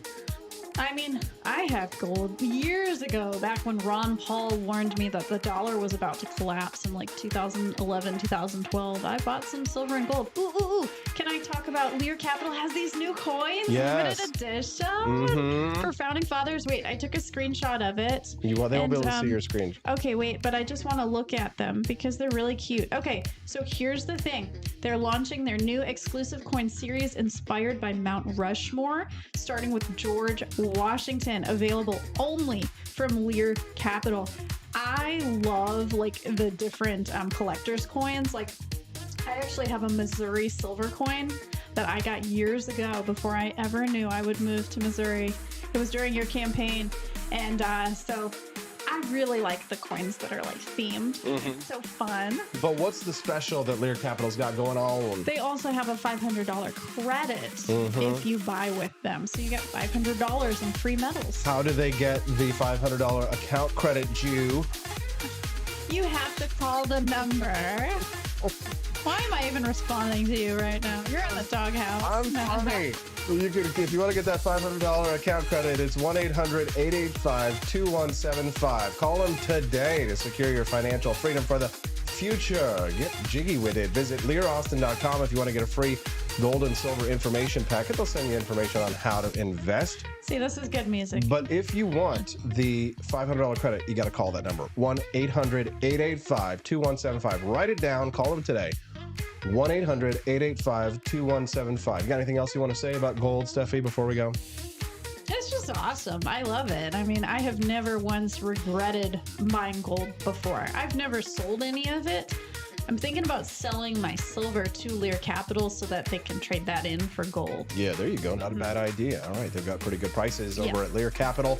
Visit learaustin.com or call 1-800-885-2175. All right, the beat is gone. The beat goes on. See, that was a nice, happy, non-religious song that we all can enjoy together across the world. That brings peace. One listener texted in talking about the cereal topic. They said they can't eat a lot of cereal due to their milk allergy. A lot of people do have milk allergies. Lactose intolerant. Heck yeah. That's a big one. That more and more sucks. we're starting to see. Yeah. So they would have to do the soy milk or the coconut almond. Another listener texted us in this morning at 573-319-1586. That's 573-319-1586. Quest Fanning from Brooklyn this morning says, Hi. I have Viking ancestry, so plenty of killers in his ancestral line. That's true. And he says that the thing that's really egregious about the jihadists is their lack of a sense of humor. Agreed, Quest. They can't take a joke. A lack of sense of humor, too. No. I guess I'm just being a little sensitive because it's about my people right now, and I just feel a little vulnerable. Yeah, I get it. I understand. Makes sense. You can text the show today with your thoughts on any of the topics that we're discussing or anything that you think we should be discussing, as well as if there's breaking news. You can send it in at 573-319-1586. The other thing, I see a lot of people on social media who are like, like that guy in the video earlier who's like, well, I'm packing. I can take these terrorists, blah, blah, blah. They're not going to get me. What's in my EDC bag, blah, blah, blah. You know what? Don't let your ego get to you, okay? Because even the people that have the best survival skills, I mean, a bomb, you can't shoot at a bomb, okay? You can't shoot at an airplane, and take it down. So it's like, don't be too proud of yourself. You might regret it. Good to know. Stephanie, you want to give them a real quick update on what's going on today with our giveaway? We're giving away a couple of products from the shop. That's right. Some gifts. If you are a monthly subscriber, we are going to be picking one at random by the end of the show today, giving you all a gift. And if you send a Rumble rant today during the show, you are going to also be entered into another drawing. So we have 2 drawings, and you both will be giving away 2 gifts. So just an FYI, for those who become monthly subscribers today, you get 2 entries because it's like you're making a donation and you become a monthly subscriber. Correct. So, like Corey, he did both. He's a subscriber but and he donated. He gave a rant. However, what I mean specifically is if you become a new subscriber today to the show, then you automatically get 2 entries right away because when you donate immediately, that's like a Rumble rant essentially.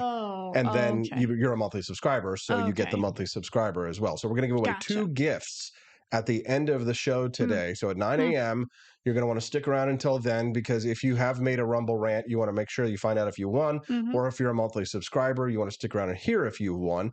You can enter to win for as little as $1. So if you want to throw $1 in, you could win an awesome, $25, $30 t-shirt over at apforlibertyshop.com today. So it's a good value, right? So you could actually get more than you get more back than you donate. So absolutely. All right. So are we ready to talk about since we're trying to lighten things up, it's time to talk about slang words, Generation Z slang words. I'm really confused by these. I don't know any of these. All right, Stephanie. So this was a story yesterday that you were reading, and I was excited to talk about how to speak Generation Z. It's time to become flumer. Okay, boomers. Time to learn how to talk Gen Zs, right? So this is their lingo because a lot of elder workers in the workplace are complaining about the fact that they don't know what the younger people are saying, and they're like their Slack channels and stuff.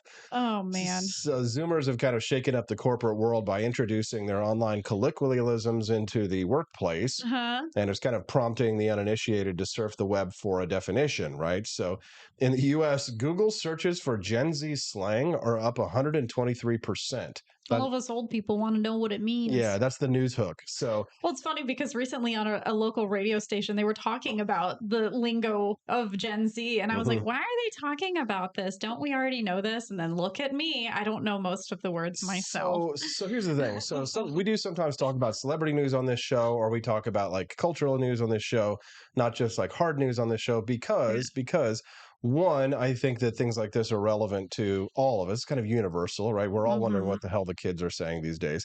And then 2, if it's like a celebrity news item, like with Camellia yesterday, we talked about Jada Smith and Will Smith. I think that has a universal appeal because I make it universal to talk about our own marriages and divorces and relationships and cheating and things like that. So if you're like, oh my God, I don't like celebrity news, just remember that I always work hard to make something relevant to you on the Wake Up America show. So, but Generation Z slang, there's a lot of people, and this is the news hook. This is why this is relevant, is because Google searches for Gen Z slang are up. And I'm just going to do a quick little segue. So y'all are secretly searching for this and just not telling us. Yeah. But I mean, just to here's a little behind the scenes thing. So when people you're wondering, why would you choose to talk about Generation Z slang? I wouldn't just pull that out of nowhere typically, because what I'm looking for is always there has to be an event. Something has to happen for it to be news. Mm-hmm. Otherwise, it's not news. It's just me talking about my opinions about things. And I mean, people only care so much about that, right? You care about what you think about things. Yeah. So when an event happens, it affects us all. So the event is Generation Z slang is up 123% in searches. So everybody's trying to figure out what the hell the kids are saying, okay? And curiosity about Gen Z words, another search, has increased by 86%. So it's actually kind of amazing. This generation has developed one of the most unique vernaculars in history. Really? Yes. No. I mean, back in the day, like they had necking and all those Going terms in like the steady. 1950s that we don't use anymore. But did they have emojis? No, I mean they Case doodled. closed. Like my grandmother and my mom, they all doodle. I don't Mhm. know if kids doodle anymore. They must doodle an emoji. Yeah. Well, there you go. The emojis are Or like they the new draw deal. on their tablet. Not really. So let's go through the common Gen Z slang that people are using these days, and then we can talk about how Gen Z is kind of mocking millennials. That's my generation, our generation, for using the slang wrong. Okay, so slay. So I thought that meant to like have sexual You thought intimacy. You thought it meant to slay pussy. Yeah, I didn't want to say that word. It's like kitties. Okay. Yeah. Well, it does mean that as well still. Okay. So slay. I was here. Slay queen. Slay. Yeah, queen. it's mostly used by gays, by the way. Sign of Jonah over on the chat dropped $5 in. He just got an entry. Thank you, Sign of Jonah. You're really cool. He just got an entry into the prize drawing. Thank you, Mr. Sign of Jonah. We appreciate that. Yeah, slay. Like, yes, queen, slay. That's like the thing. Maybe it's like own your accomplishment or something like that. Yeah, we're gonna cut your head off. So like slay. Slay could also mean Slay, like cutting Muslim. somebody. Slay. Right? I'm gonna Slay cut Hamas. you, right? Yeah, it does. But they're like, Oh. it's like your outfit slays. It kills. Like, it kills me, right? So slay is kind of like derived from the LGBTQ movement, right? So like Beyonce, in which she slays. I slay all day, right? So that's Generation Z slang. Slay. My mind still just keeps going to I have sex all day. I slay all day. Okay, like no. I can't Not even. like that, Stephanie. You're disgusting. know. Somebody call the cops. All right, next one is to serve. Talking about Generation Z slang, to serve.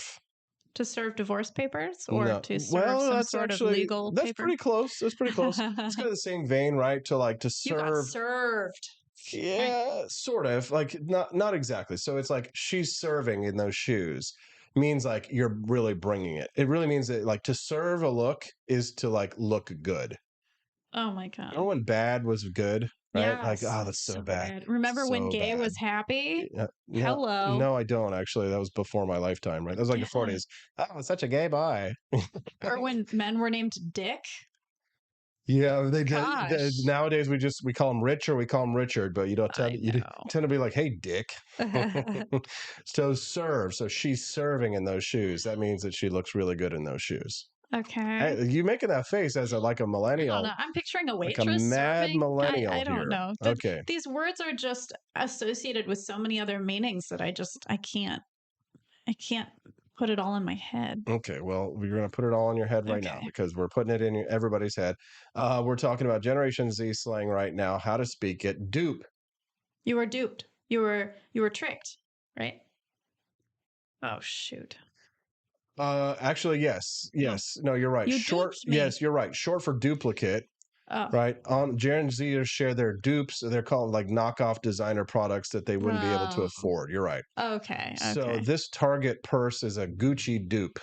Okay. I never used it in that way before, so this is definitely different. No, usually when I say dupe, it means like to dupe someone. Dupe of Earl, dupe of Earl, dupe of Earl, dupe. As I walk through this world. All right, dupe. All right, next one is it's giving.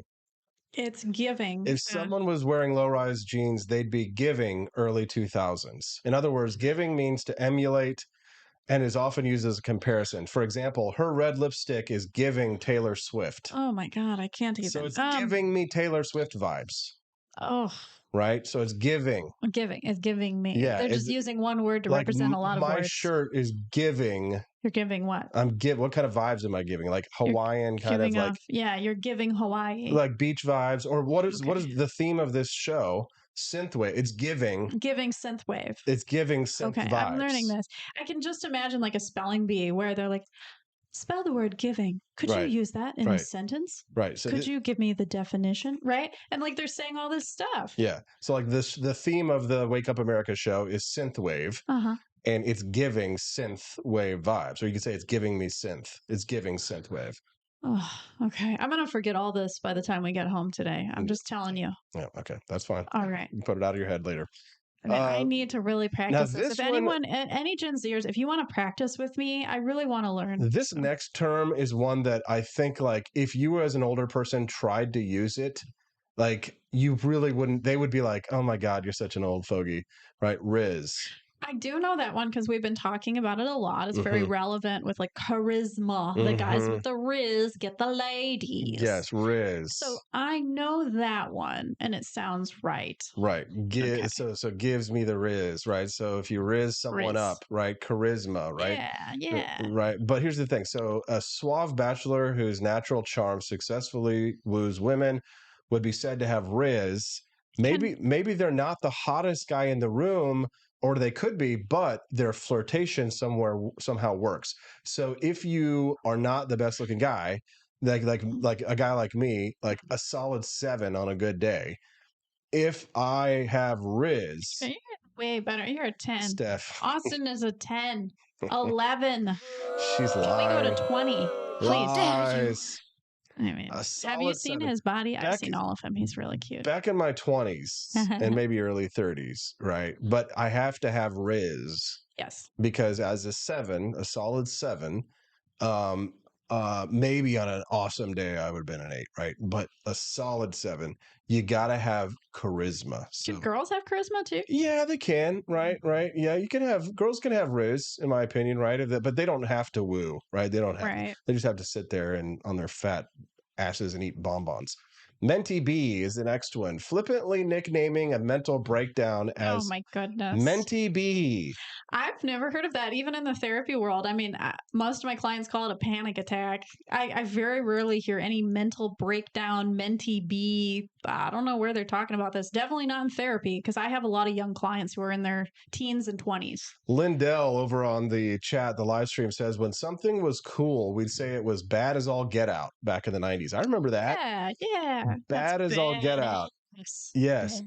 Luke Sacker says, how about reviving the word gas, as in she's a gas? I don't know. That was before my time. Yeah, gas, that's like the 1940s. She's a gas. Having a gas. Oh, we're not going to have a laugh at a gas. Go down to the automat and grab a sandwich, right? All right, so gas, as Joni Rankin likes it, she loves gas, Luke. I'm anti-gas. Pecking. Luke Sacker says, dress to the nines. I still say that. Yeah, I like dress that. to the nines. Yeah, that's a good one. Can Raz be the opposite of Riz? I don't think so, Clementine. Nice try, though, Diug. We know you. We know your tricks, Dewey. We know your tricks. All right. So, but having a Menti B is a mental breakdown. Okay. I would have, if somebody had said that to me, and I literally had never heard that until this, I would have thought that it would have been like, somebody who like is like Cardi B. Yeah, is that Cardi B's sister? Yeah, like Cardi B's sister. Her it's like Cardi B did a music video with Menti B, right? And it's like her mini me, right? Yeah, exactly. It's like her mini me, you know, and it's like Menti B. But apparently, it's like a mental breakdown, right? So I've had 3 Menti Bs this month. Okay, so it's like you can't take it. All right, we're talking about Generation Z slang. We only got 5 more minutes left to go in the show. Delulu. Delulu. It's the next Generation Z term. The colloquialism for delusional. Oh, you're Delulu. But it's used usually in a romantic context when the person reads into the actions of their crush a little too much. Okay. Or creates an irrational fantasy, then you're Delulu. I've been Delulu. He smiled at me. He must like me. You're being Delulu. Yes, okay. I am Delulu. This one, I think, has made its way out into the normie lexicon. Yeah. But this one is sus. I remember the first time I heard that and I was like, what does that mean? But thankfully now I know it's suspicious. Right. Yeah, they're just like making words shorter and just being like, it's sus rather than saying suspicious. Yes, remember, remind them, Stephanie, they've still got 5 minutes to get an entry into the prize drawing real quick. Tell them again before we finish off. So if you are a monthly subscriber, then you are entered into a prize drawing. If you send a rand or become a new subscriber today, then you also enter in to get a prize. So there's 2 prizes on the line here. Okay, there you go. Sus is the one that I think everybody knows. Oh, this one they say is Generation Z, but I've always used this as well because this is old slang. Side eye. George gives the side eye all the time because his eye is a little lazy. Yeah, giving you the side eye. Right. You don't like Taylor Swift? Side eye, right? Like weird, right? So it's like giving somebody a critical side eye, but that's been around for a while. Right. So, yeah. This is not new, you guys. You're now, not that this creative. one is kind of new. Slap. Slap that butt? No, not slap that ass. Meaning that something is good. Slap is used to describe something like delicious food or incredible music. This beat slaps. Sugoi. That's Japanese for it's really good, really good. It's like the Japanese equivalent. Yes, exactly. This pizza is sugoi, right? Okay. This pizza sugoi. Pizza. So slap is an adjective. This is a slap. There's no C in adjective. There's no C in adjective. It's a silent C. What? You said adjective.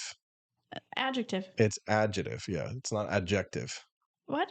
You said it's an adjective. It's an adjective. It's not an adjective. An adjective is a describing word. No. Huh? There's no such word as adjective.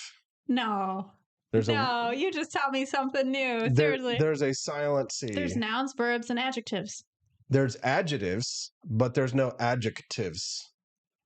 Okay, the C is silent. I didn't know that. I'm from Michigan. We speak different language there. No. People in Michigan do not say adjective. Adjective. No, stop. What? I'm really confused right now. I feel like my world has just been blown. Let me look this up. It's an adjective. Look it up. My whole schooling lied to me, you guys. I went to private school.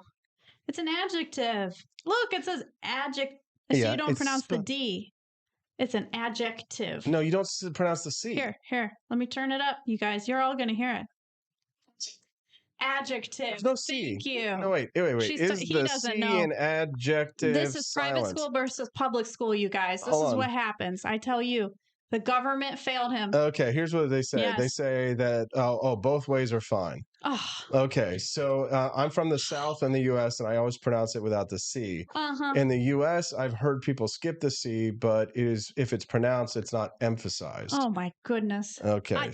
You are making me feel crazy. Do not pronounce the silent letter C, though, says one person online. One person on Reddit, right? Listen to those people. We are going to have a fight about this later. No. Okay. I know what I know. I know how I say it my whole life. All right. My definition slaps. In order to convince me, you're going to need more Riz than that, Stephanie. Okay. All right. Next slang from Generation Z is it's sending me. It's sending me. It's sending me. Like it's annoying me or something? Right. So you send a meme to your team's group chat and the Zoomer says it's sending them. Really, they mean something is laugh out loud hilarious. Oh. So it's making you laugh. This photo of my dog in a Halloween costume is sending me. Oh, this is just so confusing. Lame. Let's just go with the original definition. How about this one? The brain isn't braining. Something doesn't add up. Well, my brain certainly isn't braining. That's for sure. A lot of these Generation Z's brain is not braining. I'm too tired to understand what you just said. My brain isn't braining. Yeah, my brain's not braining this morning, you guys. This one's one that I know. This is like slang that people use online. Common W or L. Oh, it's a W. It's an L. Yeah. Take the L. Focus on the W's. Focus the wins, on the W's. The loses. Exactly. Oh, heck yeah. Remember an L on her forehead. What about this one? No loser. cap. Oh, well, that's loser. What? No cap. No cap. No cap. No cap. There's like no maximum. No cap. No cap. So cap means lying. Okay. If cap is lying, then no cap is not lying. No lie. So if you say no cap, you're not lying. My goodness. I'm so happy for you. No cap. Oh, that's so stupid. Yeah. I can't even. Oh, jeez. You guys, Gen Z, I feel sorry for you. Yeah. And then they got these emojis and what they mean, Yeah. and like painting your nails. We means don't have slay. time. We don't have I'm time. like, ugh, when did painting your nails We don't start have to mean time. something else? We don't have time. We've got to do our gift certificate give, or actually, we've got to do our gift giveaways for apforlibertyshop.com. You ready? I'm ready. Okay. The winner of the monthly prize giveaway for the monthly subscribers. Monthly. Okay, this is if you are a monthly subscriber to the Wake Up America show, you win one gift. Ready? Mm-hmm. The winner is Kermode Bear. Yay, Kermode. How cool. Congratulations. Congratulations to Kermode Bear. And in case Kermode Bear is not here this morning, we will message you and let you know that you are the winner. You can pick any item from the apparel in apforlibertyshop.com. All right. And the next one, for those who made a donation this morning and for who gave a Rumble rant, we have the winner of the Rumble rant this morning. Are we ready? Yeah. Boom, okay. Boom, boom, boom, boom. The winner from this morning is Sign of Jonah. Yay. Yeah. Thank you. Well, why am I saying thank you? That's because you donated. Thank you. And you're welcome.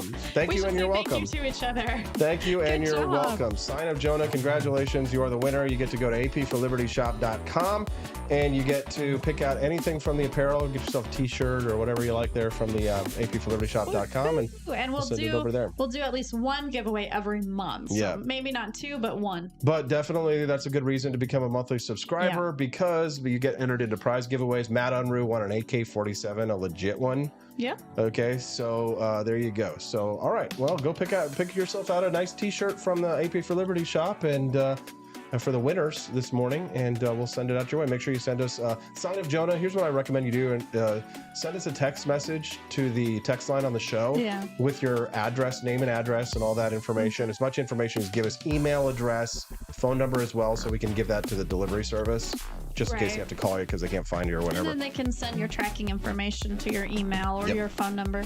Yep. Do that. Send us all the information that you can. We'll get you out your prize. And tell us what you want, what size you want. There you go. Right? 573-319-1586. And we'll see you on Monday on the Wake Up America show at wakeupamericashow.com. Be safe and be free. Appreciate you guys. We'll see you on Monday.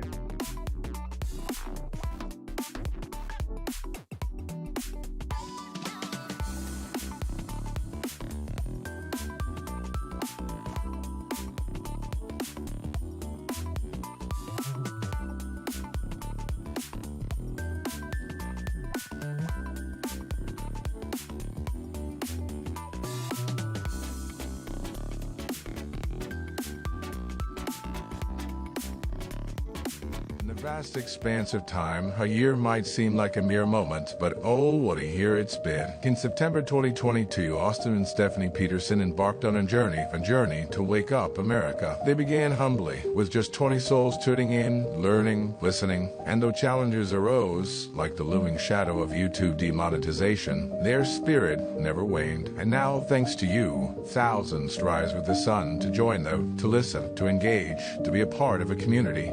So here's to you, and to Wake Up America, for memories shared, for friends made, for the journey ahead, and for never, ever forgetting to rise and freedom. Happy anniversary. I'm Donald Trump, and I approve this message. Believe me, Austin Peterson is the best. He's got the greatest Wake Up America show I've ever seen. Whenever I tune in the mornings and watch the live stream, let me tell you, he has got the absolute best content. I love his guests. It's just a total blast to watch, and I highly endorse and recommend the Wake Up America show. It's terrific, believe me. Halloween is coming. The festival of Samhain approaches, and your lazy butt doesn't have a Halloween costume yet?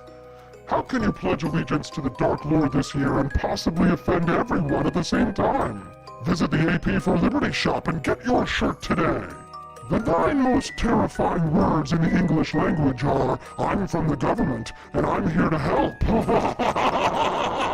So grab your government is scary tea and tell everyone at the party that you're here to help. Other great seasonal items are available as well, so don't miss out. And visit AP for Liberty shop today. That's apforlibertyshop.com.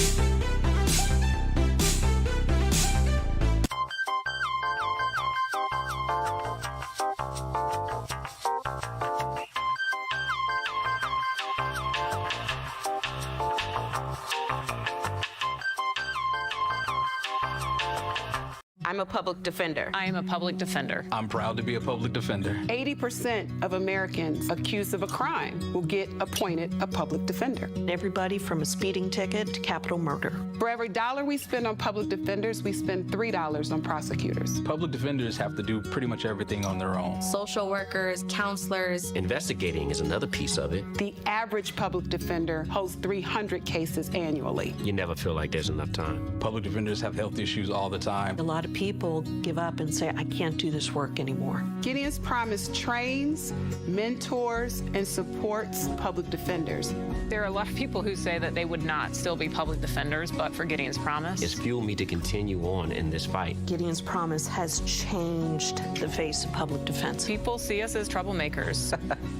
Good trouble only. We don't make it easy. It should not be easy to take away someone's liberty.